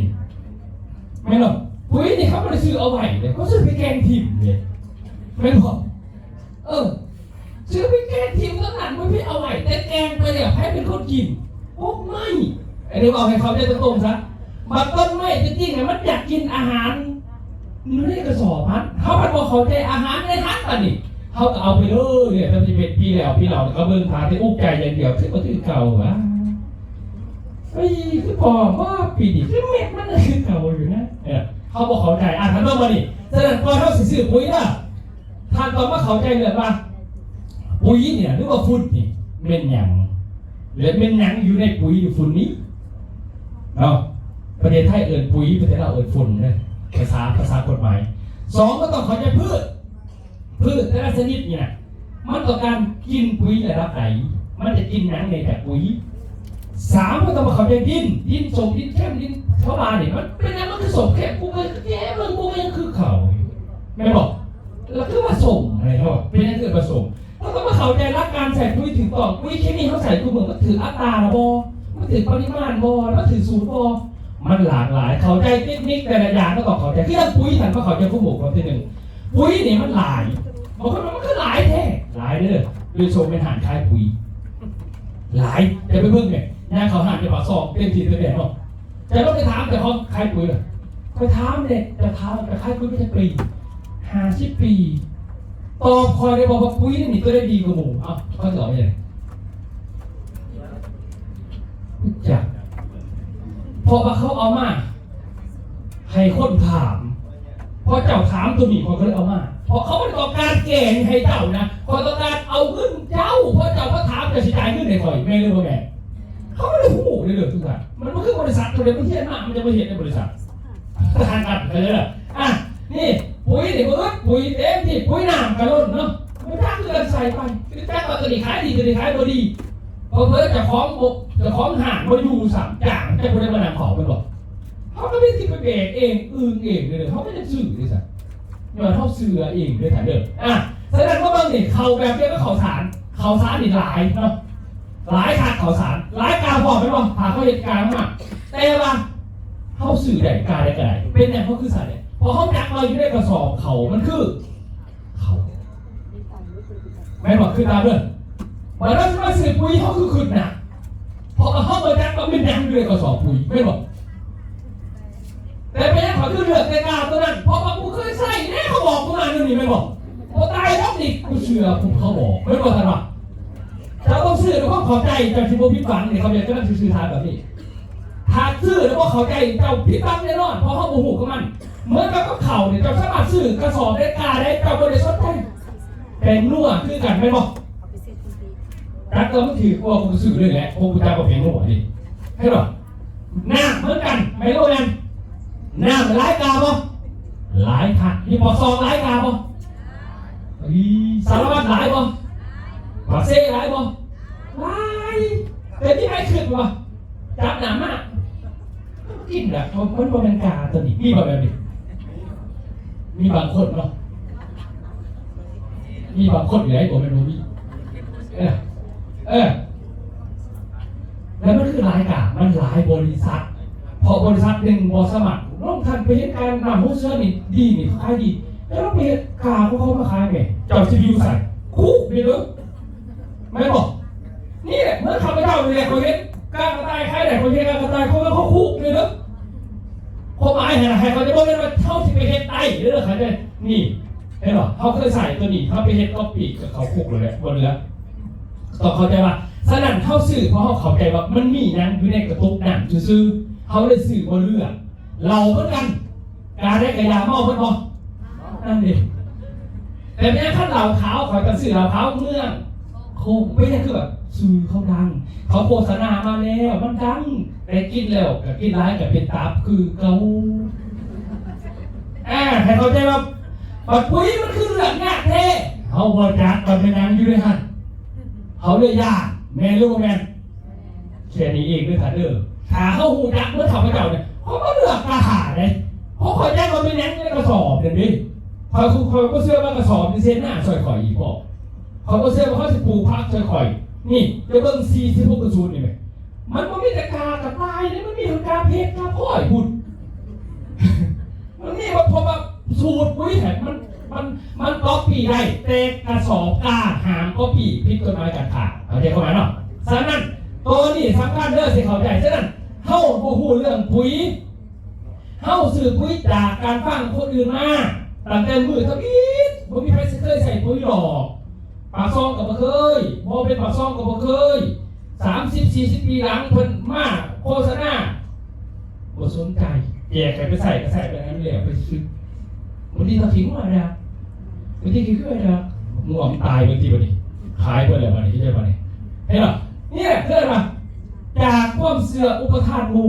บ่ได้ซื้อปุ๋ยจากความหูจริงเฮ้าจริงจะเป็นต้องเปลี่ยนปุ๋ยทุก3 ปีเป็นยังคือสันเพราะว่าทุก3 ปีปุ๋ยเคมีเลยแต่จีเนอร์ทุก3 ปีแมนมันมี2 ข้อ1เปลี่ยนปุ๋ยถ้าบ่เปลี่ยนมันให้เพิ่มจำนวนปุ๋ยตัวอย่างคือปีนี้จะใส่5 กระสอบปีที่2 5 กระสอบมันก็ยังดีอยู่เลยสูตรอีกอย่างเดียวที่จะใส่ปีที่3 5 กระสอบปุ๊บมันจะพอดีขึ้นเก่าเลยมันหายจากคูณอีก2 เท่าจะหามาเป็น10เข้าใจป่ะวันนี้จะวัดป้อมันนี่ถ้าป้อใส่เพิ่มเดี๋ยวจะต้องถามว่าอยากใส่พืชตัวเก่าจะต้องเพิ่มสูตรไปมากเอาตัวเก่าอีก2 กระสอบหาตัวอื่นมาใส่อีก3มันจะอยู่ไหนสัมพีทมิตรแต่ไงวะเขาผัดบอลจากซาบานีเปลี่ยนกับเปลี่ยนก็คือสูตรเพิ่มกับไปจากให้บอกมันเป็นสัตว์เพราะว่าปุ๋ยแต่นานที่เขามาขายกันประเทศลาวมันบ่มีประเทศเท่าประเทศเองเลยมันมาจากประเทศไทยวิชาการเขาเห็นมาโครงงานเห็นมาแต่เขาเป็นผู้ใส่เขากับใส่ก็ถือกินใช่ป่ะสนับไทยเขาจะยื่นก่อนได้ป่ะมันต้องปุ๋ยมาดิประเทศไทยนี่แม่เขาแสดงปุ๋ยเป็น3 ประเภทแต่ประเทศเท่า6 ประเภทเป็นอย่างคือกัน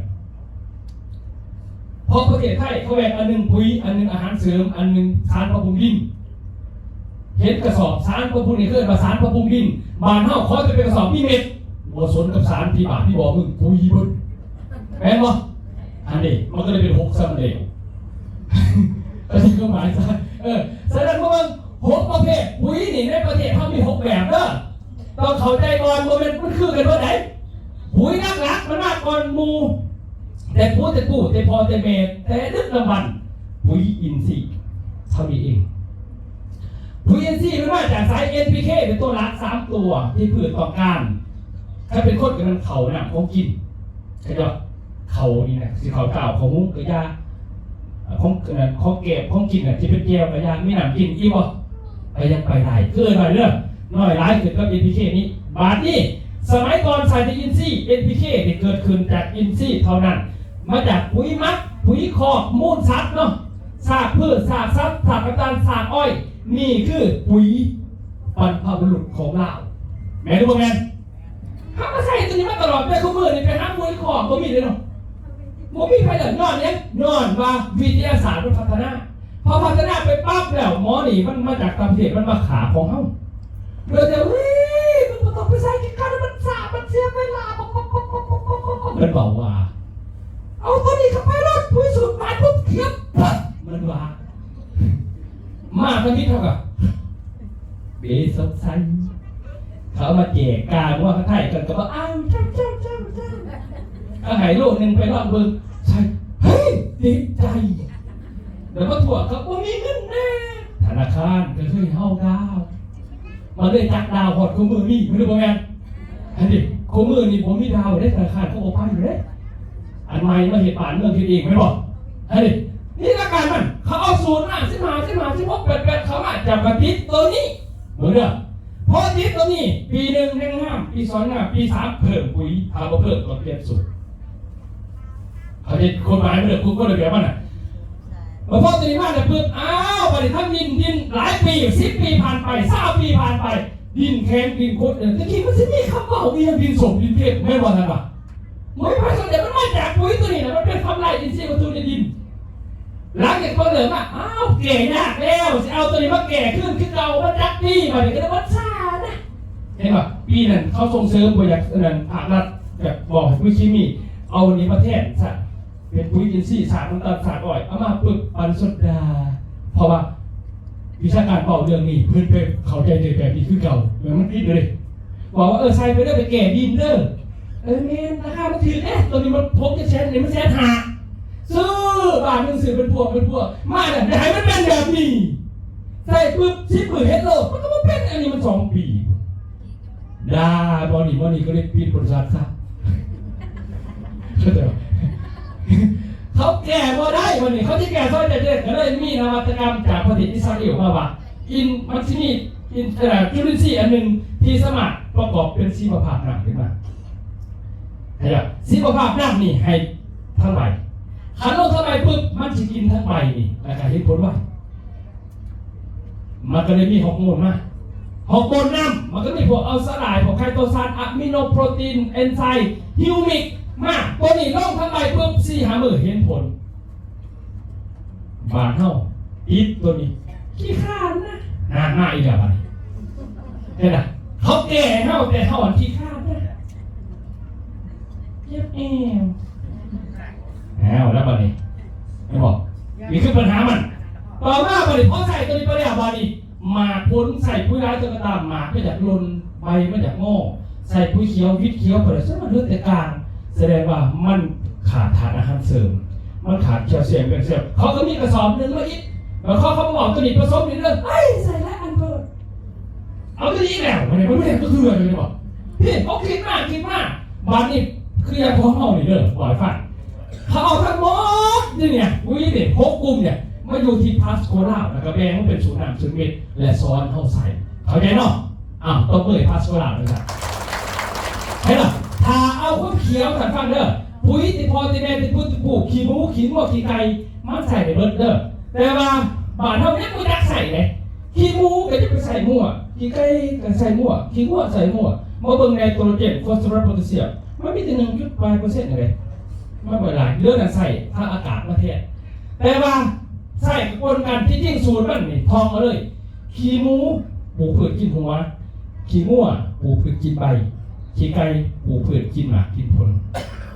แต่เท่าผัดบะจักซะเพราะกูเลยขี้ไก่เท่านั้นใส่แต่กาแฟขี้ไก่กูซื้อพวกหนึ่งใส่ช่วงได้มาดิครับใส่เอ้าจะไม่ใส่ช่วยเลยขั้นหมากผลอีกโอเคมีโอกาสช่วยไอ้หรอแต่เขาใส่มันก็เป็นตัวช่วงหมากผลที่เขาใส่ช่วงไหนสันปีล่ะเขาจะเข้าหมายว่ามันมีสูตรมันว่าใจว่าท่านบอกว่าเสือราเนี่ยดินมันจะสดมันไม่ดีมากไม่วิชาการเขาบอกมาไอ้หรอสนั่นแทนเขาจะมาเป็นยังมันจะมีการสมดุลแบบนี้สนั่นเป้าหมายของการใส่ปุ๋ยจำยังไงวะถ้าต้องการข้มเขียวว่าต้องสื่อปุ๋ยก็ได้มันเสียลื่นนี่เขียวคือเราไหนวะขี้งัวมูซับนี่เขียวมัดผลนี่เขียวมัดใครชอบคุ้มเขียวได้แต่เขาปลูกต้นใหม่มันก็จะได้ที่เขียวติเขียวมันทางอายุมันในเด้อถ้าเป็นเข่าก็เป็นต่อการเขียวในส่วนประมาณเดือน1 เดือนปลายเลือดเขามันเป็นหมากไปเขาจะหมากลายโบเขียวจะมันไม่หรอกมีบ่หมากลายเต็มอยู่สีเขียวไม่จะเขียวอยู่ไม่จะเอาไม่บอกมันเป็นจากการทุ่มเขียวมันต่อการวัตถุประสงค์มาช่วงมันเป็นหนังถ้าส่วนมันหน่อยเขียวอาศัยว่ามันดูขาดอาหารซอยเพราะมันในไร่ไม่บอกปลักจากเป็นเลยมันไม่ได้เคี้ยวได้เลยให้เขาใจสิก่อนแต่ถ้าพวกเขาใจเขาประวานไปเลยกูเคี้ยวพ่อกูถึกตากูพ่อมึงตายยังมึงกูเป็นเรื่องของกูว่าถ้ามันจะตายนี่กูโทษพูดชายกูมึงขวดพูดอะไรเนาะไอ้นั่นแต่ตัวนี้เคี้ยวได้นะเด้อมันเคี้ยวได้นี่เคี้ยวได้ว่าเด็กมันต้องซื้อปุ๋ยได้มันไม่ได้ยากมันเสียเงินนะมันจะไม่ต้องซื้อปุ๋ยพวกนี้เคี้ยวหมดเข้าใจเนาะแต่ว่าให้เขาใจว่าคือปุ๋ยเคมีนี่เขาใส่ตามส่วนของผืชตามอายุเขามันตามสูตรส่วนมันน้อยๆนั่นชนิดสูตรหนึ่งง่ายขึ้นสูตรหนึ่งว่าหายปนกันเข้าใจเนาะแสดงเขาจะว่าเป็นยังเขาต้องสื่อปุ๋ยพืชต่อการยังจากปุ๋ยมันมีจากประเภทเข้าใจแล้วเมื่อกี้แล้วว่าเข้าใจเรื่องข้อเกิดกันต้นไม้นี่มันเกิดคูโลกมากก่อนเขาเกิดก่อนไดโนเสาร์เกิดก่อนต่างๆมันเกิดมาแต่รุ่นและมันตั้งตระงาอยู่ในปั๊บมันต่อกันใหญ่พอกินอาหารคือคนแต่ว่าอาหารของมันนี่มันกินอยู่3 ปากพืชมันมี3 ปากมันคือคนแต่3 ปากมันผัดเบาๆมันกินอย่างเดียวผัดคนปากเดียวพิษคู่มือมันทานกันเลยตัวนี้ปากที่1เป็นปากทางใบปากที่2ปากอยู่ลำต้นปากที่3ปากอยู่หางฝอยเข้าใจเนาะมันมี3 ปากนะปากทั้งใบนี่กินอาหารทั้งอากาศกินจากแสงแดดก็หนักผลก็ต้องมาเชื่อจะก็ต้องใช้ปุ๋ยเนี่ยหาได้งุ่มแบบเป็นมันสีแดงอยู่อ่ะมันใหญ่ไว้เพราะว่ามันกินทั้งแสงทั้งใบนะครับส่วนหากฝอยมันกินทั้งดินปกติแล้วมันกินมากนี่แต่สมัยเราท่านมีปุ๋ยวิทยาศาสตร์เนี่ยพอท่านมีฝุ่นวิทยาศาสตร์มันกินมากจนมันใหญ่เจ้ามันยักษ์ตัวนี้ก็คือว่าตัวนี้เป็นไผ่มันใหญ่เนี่ยตัวตะคองเลยมันน่ากลัวเนี่ยตัวนี้คืออะไรยาพืชราคามันเร่งจากเร่งท่าใจเหมือนกับขูดที่เอาเนี่ยทำให้ท่านใจปากมันนี่ตัวนี้อยู่แล้ว3 บอดอยู่ลำต้นมันก็กินทั้งลำต้นอยู่ทั้งหางแต่กินปุ๋ยทั้งดินแต่ว่าบางวันปุ๋ยฟรีมันมีมาในโลกนี่มีปุ๋ยฟรีมันมีเมื่อฝนตกแต่สังเกตเลยโดยเฉพาะมันก็ตั้งเข่าฝนแบบคึมฝ่าปุ๊บปังฝ่าเรืองฝ่าพาตกหึ่มลงมาโอ้ย460ได้ฟรีเพราะว่าไนโตรเจน460กาเนี่ยที่เขาใส่มันเป็นจากอากาศทั้งนั้นเลยมาอัดเม็ดใครจะเข้ามาสินะตัวนี้ตั้งเข่ามากปุ๊บนี่ไนโตรเจนมันมานำสายฝนแต่พอมันถูกขังไปถูกตอนได้ที่ฝ่าปุ๊บปังฝ่ารู้ขนาดมันตกอะไรก็ได้ถามมันโตธรรมดาถึงบอมีเขาจะเชื่อเพราะว่ามัติกรในโตรเจนจริงตอนฝ่าเรือฝ่าหอกเวลาก็ออกไปใช้ฝนนี่ท่านลงมาดินปุ๊บมันจะคอยเกิดผลประโยชน์กับพืชมันมีไนโตรเจนฟรีอยู่แล้วมันจะไปนั่งเขาจะเอาทั้งใบเหมือนเดิมทั้งใบเนี่ยครับเขาจะถามกรมศิลปากรว่าพืชนี่มันกินทั้งใบนี่กับทั้งหากนี่อันนี้มันกินไปอยู่กันทันสังเกตได้โตมันเป็นหนามเลยนะขี้ขาดเนกะลองเห็ดผลมันพิจารแล้วมันเห็ดผลไป4-5 มื้อเห็ดผลหลงเป็นยังคือว่าสั่นเมื่อคนป่วย คนป่วยนอนอยู่หมอปุ๊บนี่นะรีดนี่กินไม่ได้ผมไม่รสชาตินอนเยอะก็ไม่ได้ทุกคนตัวยาเกศส่งเบิ่งทั้งไม่ใช่เบิ่งเลยนะเอ้ามันไม่ได้อะไรเนี่ยตอนนี้เขาไม่อยากให้คนเขาตายห้องหมอกันนั่งไปนั้นอาหารทั้งสายยานี่ต่อลงมาอาหารนี่เขาเอาอาหารคักหัวเขาแต่งเองเลยบ่แต่ว่าเป้าหมายคือเอามาใส่กระเพาะแต่เวลาเขาเจาะไปเขาไม่ได้เจาะกระเพาะหรอกเขาเจาะสินะลงไปเพื่อบางอันกับลูกเขาเนาะแต่เป้าหมายคือการไข่ทางหลักนอนอยู่ซื่อๆอะไรคิดแต่ที่เขามีนะเขาต้องยำแบบนี้แข็งๆไว้แล้วก็พอตายเข้าใจเข้าไปเนาะบาดนี้ปุ๋ยที่ไหนปุ๋ยที่ไหนทั้งใบนี่บังคับพืชกินอาหารไว้โดยที่ไม่มีผิดเห็นป่ะเขาจะไหนทั้งใบอ่ะ3-4 มื้อจะไม่หมดเนี่ยมันจะเปลี่ยนผลเลยแบบไม่มีผิดเลยแต่ถามว่าเจ้าไหทั้งดินไม่ได้บอกว่าดินที่เจ้าใส่ตัวเจ้าปลูกพืชมันมีผิดก่อนพอหรือจะเอาเคมีมาใส่เลยจาก10 ปี3-10โลกดินจะไปใส่ปุ๋ยปาดเนี่ยวาดปุ๊บอย่าให้มันไล่เคมีออกปุ๊บไม่ได้หามือมันเป็นไปไหนวะ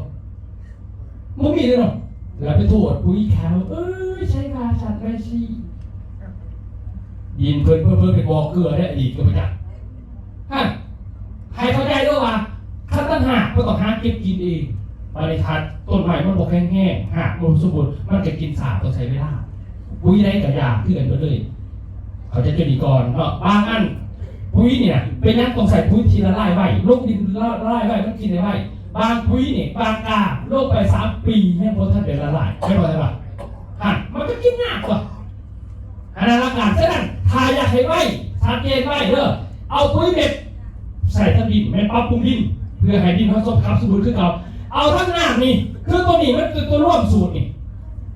เขียวไปดูนี่ดอกที่นี่หมากไปดูนี่เด้อเด้อมันนี่เพื่อนมีโปรโมชั่นคือมันให้ตัวนี้เนี่ยไปใช้หมด4 มื้อเฮ็ดคนแหละกาแฟเขาอะไรไม่ได้เลยเด้อเดี๋ยวชายเพิ่นก็บอกว่าตัวถ่ายอีกทีนึงนี่ท่านอาจารย์บอกเทียบตัวถ่ายเด้อนี่ว่ะเมื่อเขาได้อีกข้อ2ตัวนี้กสิกรรมจะให้เบาถ้าแผนกให้เบาเมื่อให้เบาให้เขาได้ต้นใหม่มาเด้อต้นใหม่นี่มันเป็นสิ่งที่มีชีวิตหรือบ่มีเนาะคันมีชีวิตนี่มันไงเป็นมันบ่แม่น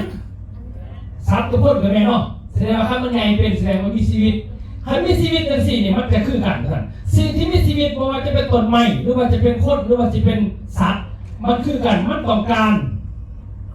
1ต้องการอากาศ2มันต้องการน้ำ3มันต้องการอาหารกิน4มันต้องการยาเวลามันบ่สบายแต่เขาเรียกม้านี่ม้ามันก็ได้4 ข้อนี่แหละแต่ว่าเวลาไม่ได้อากาศเข้าไปดักเนาะเวลาจะอะไรน้ำเข้าไปดักไม่บ่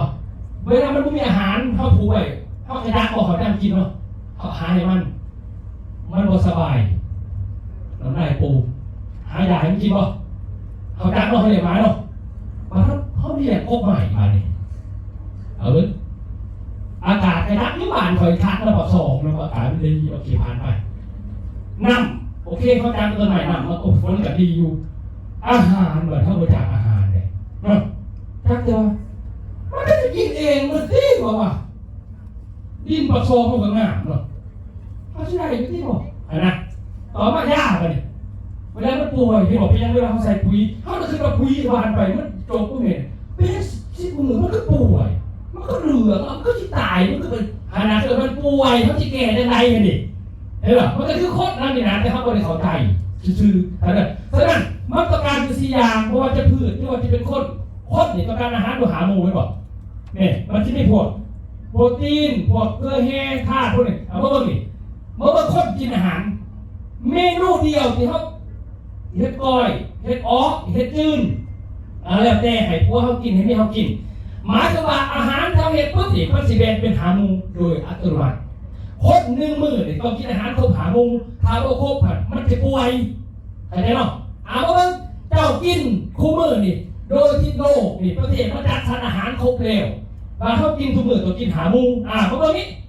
หมูที่1เกิดมาโปรตีนนี่เอาง่ายๆซะไข่ไก่นมเนื้อสัตว์ถั่วมื้อเช้านี้กินบ่ ได้กินว่าพวกเนื้อสัตว์เนี่ยได้กินว่าแสดงว่าได้กินว่ามูที่หนึ่งให้บอกได้กินเรื่องภาษาเนอะอาหารท้องกินอะไรหนึ่งสอง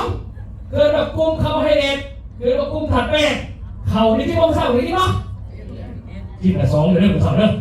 กินแต่สองเรื่องเอาเบิ่งเนอะนี่บางคนก็มากินเขาก็กินเผือกกินมันไม่ได้ที่เรามันอยู่ในกลุ่มของข้อสองเกิดคาร์โบไฮเดรตถัดแป้งกลุ่มที่สามหมู่ที่สามผักต่างๆนี่ที่พวกเรานี่ถามแบบมันอยู่ในอาหารอัตโนมัติเลยเหรอกลุ่มที่สี่หมากไหมผลไม้หมากอื่นๆที่พวกเรานี่โดนกินเมื่อแรกจริงกินวะบางคนกินเฟ้อนี่หมักหน้าเลยใช่ปะถ้าเด็กมันอยู่ในอาหารเขาจะบอกว่าอยู่ในอาหารเนี่ยเราโทรมุสาไปกินปะถ้าเด็กมันอยู่ในอาหารชีเลยเขาจะรู้ไหมเนาะแล้วหามานี่พวกไขมันพวกน้ำมันที่กินด้วยไหนมันขาเขากินมีกับมีน้ำมันในอาหารหรอกก็หากินเฟ้อกับมีน้ำมันในเกลียวหรอกก็หายังไม่แบบอยู่ในอันหนึ่งก็มีไห่เท่าเลยอาหารคือโลกไปออกแบบมาให้เขากินเนี่ยบัดพืชนะที่มันจะเป็นพืชโคตรเจ้าพันบริจาคน้ำมันจะไปได้ปะนี่คือปัญหามันพืชโดยเจ้าหูยักษ์ไม่ได้ไรยังจะไปหาให้มันคือเขาไม่นี่ฮะพืชมันต้องการ4 ส่วนมันต้องการน้ำใน25%มันต้องการอากาศ25%มันต้องการอาหารเท่าอาหารเสริม45%สูงกว่าหมู่เลยแล้วมันต้องการปุ๋ยเคมี NPK เพียงแค่5%เท่านั้นบอกไงว่า100ก็เอา NPK ใส่ได้เลยใส่มันก็จะมือกินเลย2-3 ปีผ่านมามันคือเอาเนี่ยมันคือลดเพราะว่าพืชเท่ามันขาดตรงนี้แต่เท่าบริการมันคืออย่างเข้าใจความหมายแต่เนาะฉะนั้นมาเบิ่งคืออย่างอยู่ในปุ๋ยเท่านี้เก่าเห็นแล้วเด้อน้ำนี่เขาบ่มีไหนอยู่แล้วอยู่ในธรรมศาสตร์เขาก็เอาไปอากาศนี่ก็ฟรีเนาะ2 อันนี่ฟรีได้เนาะ50%นี่ฟรีตัวนี้9%โลมีเต็ม100%เอาตัวมือก่อนเสียด้วยครับ2เขามี NPK อยู่ในร่วมกัน 5% สมบูรณ์แบบเอาตัวมือ9%โลให้บอกเกิดอะไรเนี่ยอาหารที่เขามีเนี่ยลงใส่กระสอบปั๊บบัดนี้ใส่ที่ไหนมาศึกษามาสวมพื้นเท่าไหร่เทเวลาเขาลงพื้นมันกินเองคือห้องน้ำมันสาวตื่นสามารถกินอาหารงงแต่เขาประจักษ์พืชนั่นแหละมาตรการหาโมแต่เวลาเขาไปเติมให้พืชเขาไปเติมหาโมเลยเขาเติม4 โมงสูงดูเดียวมันอันเดียวเด็ดขาดเดี๋ยวก็เบิ่งถัดเลยเขาจะตัวนี้ฉะนั้นมันต้อง5%ของปุ๋ยเคมีพืชต้องการแค่นี้NPK ต้องการ5%เท่านี้ร่วมกัน5%เท่านี้ตัวหลักๆเลื่อนเกินไปถ้าเขาใส่เกินไปเมื่อปุ๋ยเนี่ยเคมีวางลงไปใช้ร้ายก็แล้วแต่พืชมันจะกินแต่5%เนื้อนั่นหักออกหักแต่คือคนเครื่องกินเหล่านี่มันจะเป็นยาไหมนี่ส่วนที่เหลือหักออกเข้าใจไหมนี่เนี่ยเราจะใช้เป็นอย่างนั้นต้นใหม่เจ้าแต่พืชมันกินแต่5%เนื้อนั่นมันหักออกแล้วก็เมื่อวันนี้เวลาพืชมันกินปั๊บเลยเนี่ยมันจะไปอยู่ไส5%มันลงหักเป็นประโยชน์กับพืชเพราะพืชต้องการ5%ส่วนที่เหลือมันจะขาดไม่หนาดินพอขาดไม่หนาดินแล้วมันนี่ดินที่เคยดีอุดมสมบูรณ์อินทรีย์วัตถุที่เคยทำมาหากินกันเคยทำงานดูมันไปขาดอินทรีย์วัตถุขาเฮ็ดให้ปีต่อไปเขาต้องเพิ่มปุ๋ยไปเรื่อยๆนี่คือระดับการเป็นสิมันเสียดิแต่เขาจะตัวนี้พวกมือปุ๋ยทำมันนี่ปุ๋ยเคมีเขาเคยเห็นก็คือนี่ขายกระสอบกายังไม่ต้องสนใจหรอกกาคือบริษัทเขาไม่ได้ตอบเขาแต่เอาสูตรนี่เพราะว่ากาเล็กกับตากระดอกสูตรนะนี่แหละ46 สูตรต่างๆนี่พวกนี่สมัยก่อนก็สมัยที่ต่างกันสมัยก่อนมีตัวเลข3 ตัวจบแต่สมัยนี้ทำไปเบิ่งเด้อมันจะบวกไปดูว่า15มันก็สิมาบวกเลยแค่เสียก็17เป็นคือบวกกูบอกเพราะตัวนี้มันใส่ไปในเดิมเพราะมันขาดได้ดินมาแล้ว30 กว่าปีต้นใหม่จะบอกแห้งๆมันต้องอาศัยตัวนี้ไปซอยอาหารเสริมเห็นหรอมันราคามันก็บวกกันแต่ก่อน6 เซนไปเป็น7 เซนพอมันบวกอาหารตื่นเข้าไปเขาขายอาหารในกระสอบนะนี่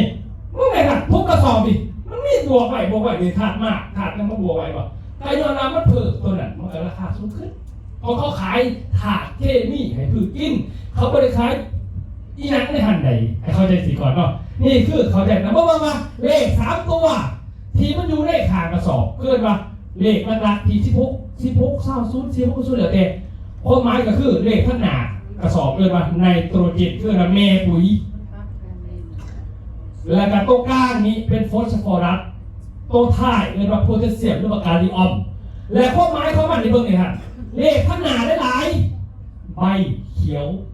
ลายนี่ใบหน้าใบเขียวเลขข้างกลางลาย5 จับดอกครับ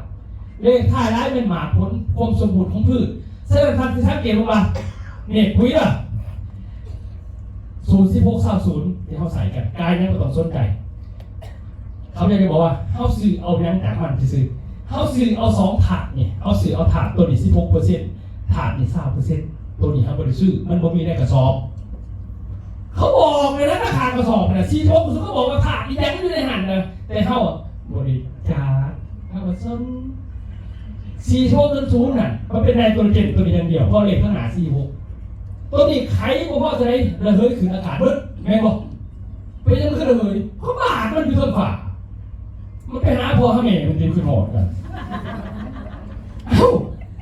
ให้เข้าใจด้วยนะมันเป็นของอากาศอัดเม็ดลงมาเพื่อให้บังคับให้ปืนสกิลเชื้อพวกที่เราผ่าห้องผ่าเรือผ่าฝนตกลงมามันกระไดฟรีอยู่แล้วเข้าใจว่าเขาหมายน่ะเขาไม่มาจากคุณเลยมันก็กลับขึ้นพุ่นก่อนบางทีมันมาเลยค่ะ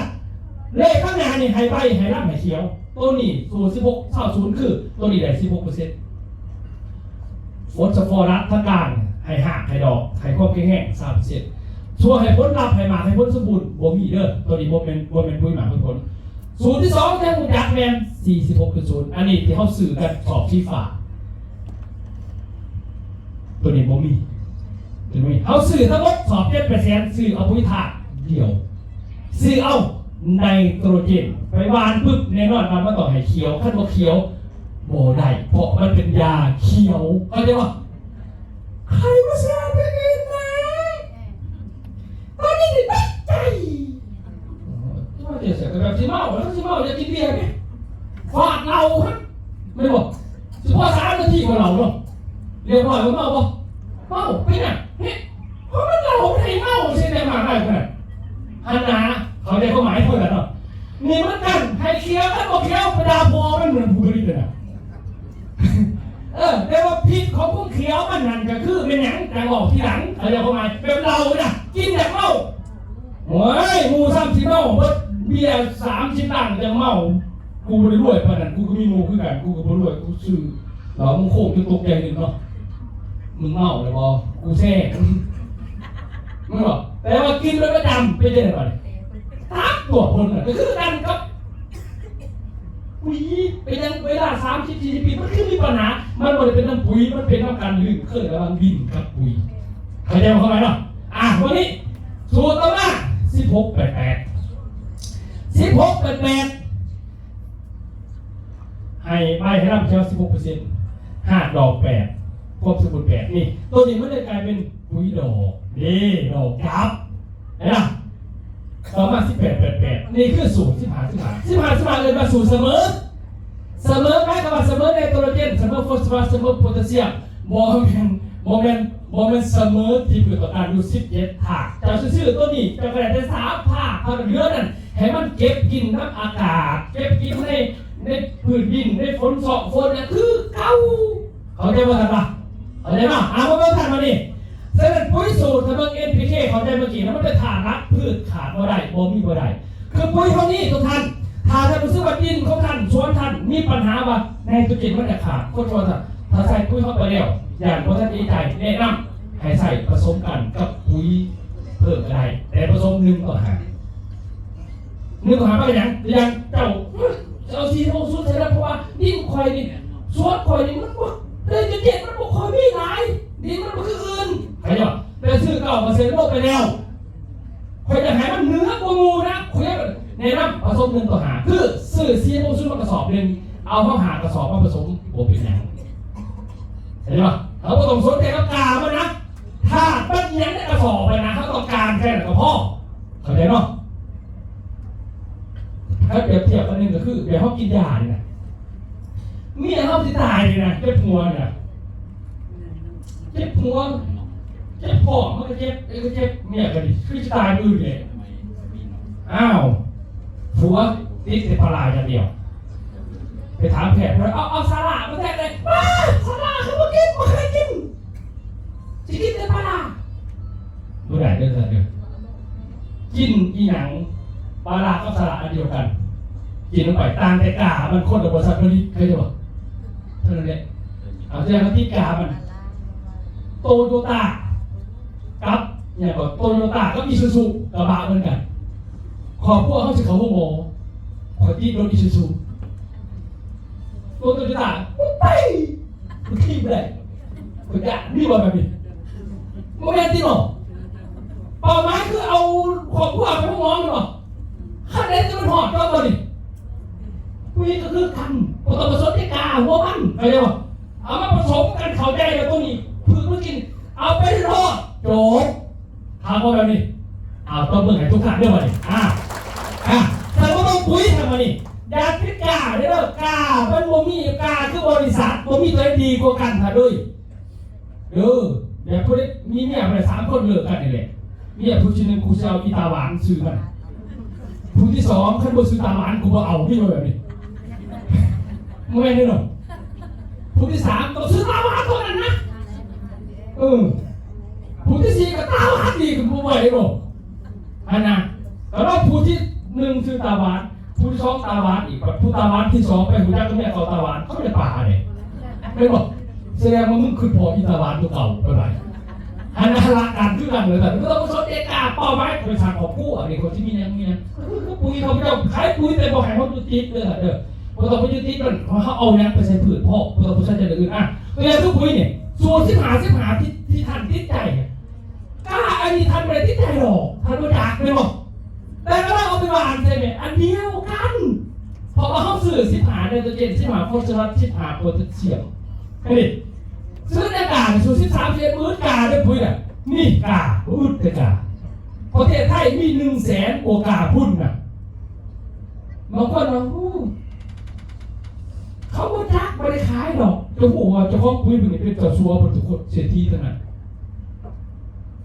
โมเป็นจะปุ๋ยแต่เขาเห็นไหนเลยให้เขาได้เลยเขามีวัตถุประสงค์ในการขายเขาขายก็หมูแล้วทุกท่านนี่พูดปุ๋ยเมื่อแต่กาเขาไม่รักแต่เขารักแต่ดีเท่านั้นเพราะนั้นคือรักแต่เท่านี้เพราะว่าการตลาดก็คือการประสานการตลาดพวกนี้เขาด้วยจากการลงโครงการสตรอเบอรี่ลงโครงการยางพาราลงโครงการอ้อยลงโครงการบักม่วงลงโครงการบักขามเขาเห็นโครงการแต่ก็ลงเขาขาย10,000จะ100 ต้นเห็นป่ะบัดอันนี้นี่เขาลงตลาดกระทำในนามนี่ไพ่ไปเขาไปเบิ่งดูโครงการว่าดูคือมันมีไพ่เคยไปตลาดดูคือไปเบิ่งเลยเขาเห็นตัวไม่หมดเขาไม่เห็นตัวเขานี่เราเคยเห็นแต่จะมาฆ่าเนาะว่าท่านเมื่อกี้ว่าท่านผู้บ่าวว่าท่านผู้สาวเลย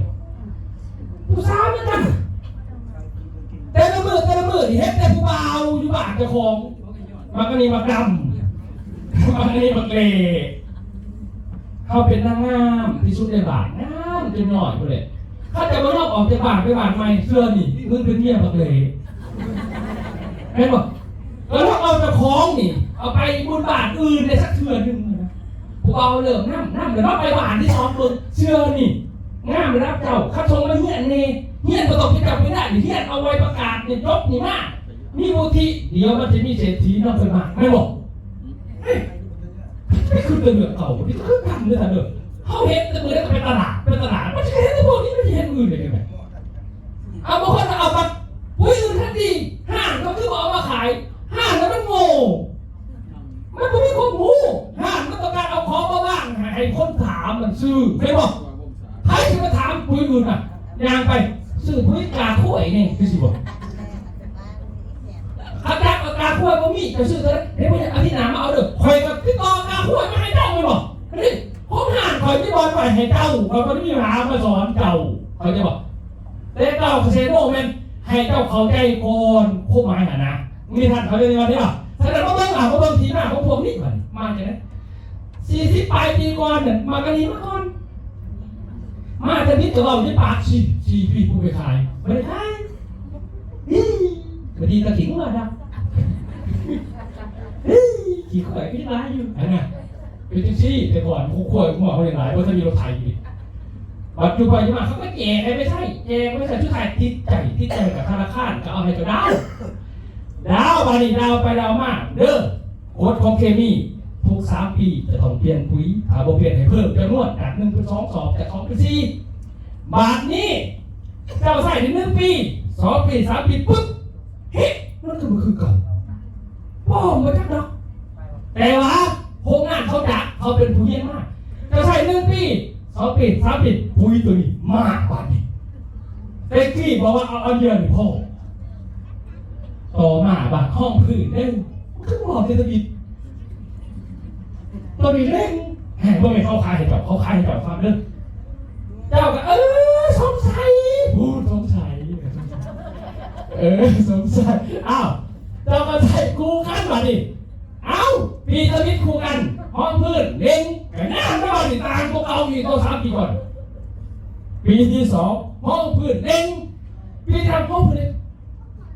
เป็นใบเขียวตัวเดียวหมากลี่ป่ะดิจะเบิ่งคือตามเด้อคือตามประธานเด้อหมอนี่มากป่ะดิจะมาไหนนามไหนมันคือเห็นบาดเดียวใช่เอาอันนี้ช่วยฟังความจริงมันนะทุกท่านจะไปเชื่อแต่มันดีแต่ก็ดีตามนี่แต่ว่ามันใส่ร้ายเพื่อพอไหมนะนี่พ่อ1688ขายดับขายดีขึ้นมาปึ๊บเอาอย่าลืมว่าผู้เล่นมาก่อนหมู่พี่อายใหญ่เขาไม่รู้มันจะมาแข่งกันเลยหมอดิฉันจะเห็นอ่ะขั้นหมอกาเมื่อกี้เนี่ยไม่เห็นตัวนี้แข่งอะไรเนี่ยพอเขาคิดแล้วแต่เราจะบอกเนี่ยเขาไข่นี่นะเนี่ยตัวอย่างเนี่ยนี่หมอนี่มาปั๊บแต่พอเอาสูตรนี้มาเอาสูตรนี้มาก่อนเสื้อนี่พี่ซื้อเก่งค่อยตัวนี้เด็กค่อยขามันแล้วหมอเมื่อกี้มาเอาตัวนี้มาไม่ได้ขายไหนเขาก็ซื้อเขาเคยใส่ขั้นมาห้องพื้นข่อยตรงตัวนี้เห็นปะขั้นเลนเขาต้องได้ชุดใจตายกับยามันอันนี้เขาเล่นแบบนี้มันก็เลยเห็นว่าเป็นตัวนี้รวยจุดขายว่ะเจ้าใส่คู่กันมากหมากมันหลีบมันเอาตัวนี้ไปใส่พร้อมข่อยเทิงดอกเทิงหมากได้โหลดซื้อว่านี่กลายเป็น3 สูตรมานี่ห้องพื้น16 3 สูตรมานี่เลนเขียว46 ดอกจับมาจับเล่น1688อ้าวพอมาปุ๊บเขาเห็นว่านี่ขายดีมากดีมันจะ5 บาทเว้ยกูเห็นเอง1688เห็นป่ะเขาเห็นเองไม่หรอกมึงก็จะติดกูมาได้46 เลยกูเห็นเองคือกินมึงมีหลายมันพ่อหมอนี่มันมีจุดยืนเดี๋ยวเขาแข่งปุ๊บซื้อไปแข่งหมอนี่มันเปลี่ยนสูตรมาเป็น1888เอาต้องเปลี่ยนเขาเลยสิเขาเปลี่ยนเขามาขายนี้เลยเขาหาคนขายของพระเจ้าวันใจด้วยในเขาเลยประดับนั้นแล้วว่าจักขับขืนมันจะกินหรือมันกินกูผสมนะกูผสมใจแต่ว่าท่านกูใจตัวนี้เนี่ยกูประดาท่านกูทุกอื่นเมื่อกูถือตีนก็ขับนี่ไม่ได้สัตว์เด้อสัตว์ดิ18มันเป็นมากมันรักกันเลยบาดนี่เบิ่งเด้อมันก็หา15เป็นอย่างพอ15ในสูตรจริงๆคือเคยว่าสูตรดินสมบูรณ์เขาเป็นดินสมบูรณ์มาคือว่าอย่างดินดีอยู่แล้วกันโคตรเฉยทำไส้เนาะเบิ่งจะใส่ไปรอดดินมันเสียดินใครมาทำใส่ปุ๋ยยังดินใครสมบูรณ์พอสมบูรณ์ปุ๊บมันก็หามาขายขั้นสมบูรณ์เขาถามว่าเสาต้นใหม่กินไปมันก็เปลือกไปพร้อมในตู้เย็นที่สมบูรณ์ก็ตามกินหมดป่ะก็ซื้อใช่ไหมป่ะเขาทำไปแต่แห่มันสมบูรณ์ได้ป่ะอยากป่ะถ้าอยากก็ต้องใช้ไปอื่นใส่ชิบหายนั่นเขาขายให้เจ้าชิบหายซื้ออีกแล้วเห็นป่ะก็ทำไมนะนี่พอชิบหายขายดีกูก็เห็นเป็นคือกันนั่นนี่ป่ะจะรู้ไงปุ๋ยไม่หลายหรอกไม่หลายแต่กานี่กูมาใหม่กูกับชิบหายเนี่ยมันดินสมบูรณ์เองมูซูอย่างไรดินสมบูรณ์มันเต็มโซ่ดอกชิบหายทำเถื่อกูมาใหม่กูก็เห็นอีกกายยังกูผสมเลยชิบหายเรื่องฐานเรื่องคุยเลยนี่ต่อมาคนที่เรื่องเป็นยังขึ้นมี16คนมีได้แต่บ้านเราไม่ใช่เพราะบ้านเราบอกเข้าใจดิคือเขาจะบอกเมื่อกี้ว่าปุ๋ยเคมีสีกายนี่กระแดกสูตรนี่กระแดกแดงถ้าใส่อันเก่าครบ3 ปีมันต้องเปลี่ยนสูตรถามโมเปลี่ยนไม่ได้เพิ่มคนที่เพิ่มก็เสียเงินรายเพราะเขาวิธีมาดีก่อนเท่ซื่อดินมันก็ครับคือหายใจเข้าไหมเนาะเฮ้ยเป็นเรื่องกับเราเนี่ยนะเราอันนี้ก็ตามแต่เราเคยกินเหล้าเรื่องกินแต่เหล้าขาวนี่จะกินหลอดที่ต่อกัน3 ปีทั้งหมดเ สื้อนี่ตับมันลึงกินจะได้กับบ้างเอาแล้วไปเปลี่ยนเราเพิ่งไงเอาจอหนีมาใส่เป๊กหนึ่งฮะเปลี่ยนมันเปลี่ยนดิใครบอกมันเปลี่ยนอันนี้ว่าถึงเหล่าเลยว่าถึงพัวเนี่ยเอากันไม่ไปดิถึงใจตอนนั้นเป็นพัวเนี่ยตัวอย่างตอนจีบการเอาผู้สาวก็ไม่ให้เอาก็ดีดอกโอ้มันลงกันเลยจังเลยว่ะเจอคำเจอคนเสาเจอหดเจอคู่น้องสอดแจงเขาบินบอกเขาบอกแซนบานกินข่าวแล้วว่าเฮ้ยเดี๋ยวท่านออกกันได้เฮ้ยไอ้พูดเชิงโดนเพราะธรรมดาสองกันโดนแม่กันโดนมันเอากันมาแล้วเป็นที่เก่าเลยนี่ทีพกเตี้ยนบนเสื้อก็เราไปเอากันแบบแรงมากกันอีก3 เดือนเข้ามาจะได้เคยกินกระเพาะแม่บอกอันนี้ก็ตามผ่านที่มันอันเดิมมันสุโขเป็นตาเอาเด้อผู้ใหญ่ต้องถือใจมันก็คือกูเห็นแล้วว่ะนี่ปุ๋ยกับดินคือกันตับกับเหล่าคือกันทำต้องเจอคือกันเลยมาไหนเป็นทุก3 ปีคือคนนั้นเห็นป่ะเขาจะไม่นี่16 มากเห็นป่ะต่อมาวันนี้ก็เฮ็ดน้ำได้ป่ะนี่เขาก็เฮ็ดน้ำเนี่ยนะมันก็มาเป็น18 กระโดดด้วยกันมันก็ลายขึ้นใช่ป่ะซึ่งมันก็เลยมีปุ๋ยกาไม่มากกับต่างก็เราเต็มประเทศไปต่อมาที่นี่0060นะเป็นยังเอาไป5 จุดขายหรอกสูงกับมึงกับขายพวกแห่ไอตัวในห้องพื้นนะมันอันนี้มันก็มาเอาไปเลยมันนี่ก็มาเอาดอกมันก็นี่ก็มาเอาหมาเลยกูก็เอาหัวแบบนี้จะบอกเขาแบ่งกันขายให้เจ้าไปดังอย่างก็มันจะได้ต่อเลยอันนี้ก็ดีเบิร์ตตายเลยกูเลยมันขายแบบแต่ถ้าเราเข้าใจเร็วสื่อมันถือ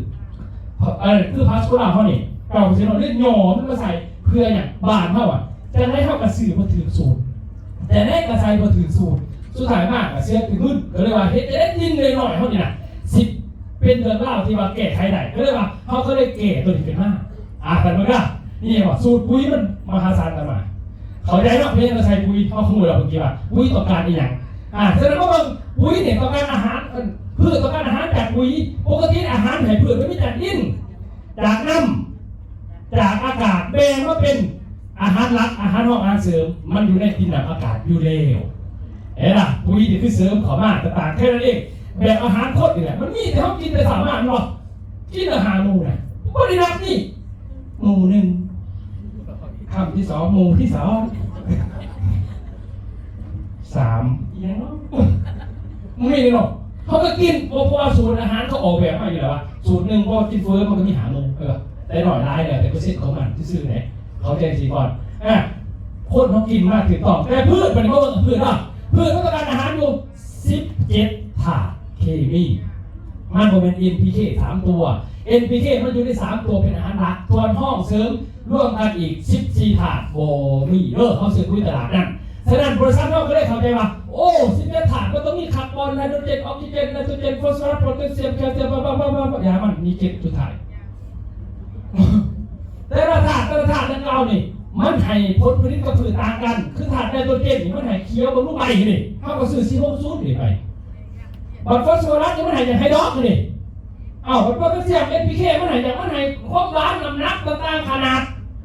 บัตรตัวอื่นบัตรนี่ที่เป็นอาหารอาหารเสริมมันบ่มีในปุ๋ยเคมีรสชาติสีสันความหวานดินรวนช่วยปรับสภาพดินนี่พวกจุลินทรีย์หักสายอินทรีย์วัตถุช่วยเพิ่มความหวานต่างๆมันบ่มีหรอกนี่พวกนี้เฮ็ดให้พืชแห้งเฮ็ดให้หมากมันลดลวกนะมันลดถามีถาดไปเข้าไปหมากมันเหนียวต้นมันเหนียวขวดมันเหนียวลมพัดโปรตีนเนี่ยเม็ดก็เชื่อมเข้าไปสักเคาะแสงเฮ็ดให้มันเขียวหรือเขียวเงามันได้จะเด่นเขียว8 วันวันที่9หาไล่เร็วเพราะว่าถาดมันแค่ได้ตามเข้าใจแล้วเด้อฉะนั้นถ้าบอกทุกถาดนี่11 ถาดมันอยู่ที่ปุ๋ยเม็ดเก่าเกษตรนาโนตัวมือกันถ้าอยากไข่จีนฟื้นไว้ตัวนี้โลด5 มื้อหา7 วันพ่อเห็นผลเลยขี่เดินพุดเลยค่ะนี่ตัวนี้เด้อลองเบิ่ง นี่เขาบอกถ้าผู้นี้มันถิดมีอยู่ในปุ๋ยเขาเบิดคือว่าเขาหาจุดขายที่แรกคือมันต้นไม่ให้ปลูกมันต้นวะยังไม่ขึ้นโอ้หลายจะขนาดทีนี้ดูสิโมบอกเลยเบื้องต้นเขาเลยว่าฟังเรื่องคือมันต้นถึงตลอดเข้าใจบ้านเท่านี่ปลูกมันต้นเพราะจะได้ปีผ่านมาเองยังปลูกแบบผสมผสานปลูกแบบมุมพิสูจน์ปลูกแบบไปเลยปลูกแบบทีมงานเลยแล้วไปเก็บทีหลังไม่บอกมันไม่มีสูตรแต่บางประเทศเขามีสูตรได้เลยปุ๋ยเคมีทุกท่านถ้าเขาจะใช้มันต้นสูตรของมันเป็น4 สูตรนี่จะคอยจบฤดูหนึ่งคณะเหตุที่เขาหลอดหรือตายนี่16 18 46 046คือ0 16 88 0060ตอนเป็นหัว0060อีสูตรมันแต่เมื่อนะสูตรสากลปลูกมันสำปะหลังเป็นกันสิแต่เมื่อนะนี่ฟังเอาตัวนี้มันสำปะหลังหัวใหญ่เปอร์เซ็นต์แป้งสูงต้องบำรุงด้วยปุ๋ยตรากระต่ายเตรียมแปลงปลูกเพิ่มอินทรีย์วัตถุในดินแนะนำใช้ปุ๋ยคอกเพื่อให้ดินอุ้มน้ำได้ดีขึ้นใส่ปุ๋ยรองพื้นแนะนำใช้ปุ๋ยตรากระต่ายสูตร15 หรือปุ๋ยตรากระต่ายสูตร16 88เพื่อให้ดินสมบูรณ์จากนั้นที่ทำการปักท่อนพันธุ์สำหรับการบำรุงมันสำปะหลังอายุ 35-40 วันแนะนำใส่ปุ๋ยตรากระต่ายสูตร15 หรือปุ๋ยตรากระต่ายสูตร16 88ผสมกับปุ๋ยตรากระต่ายสูตร4600ช่วยบำรุงให้ต้นมันสำปะหลังเจริญเติบโตเร็วลำต้นแข็งแรงมีความสมบูรณ์บำรุงระยะระเบิดหัวมันอายุ 70-90 วันเป็นช่วงสำคัญมากเนื่องจากมันสำปะหลังจะเริ่มลงหัวสะสมแป้งแนะนำบำรุงด้วยปุ๋ยตรากระต่ายสูตร15 หรือปุ๋ยตรากระต่ายสูตร16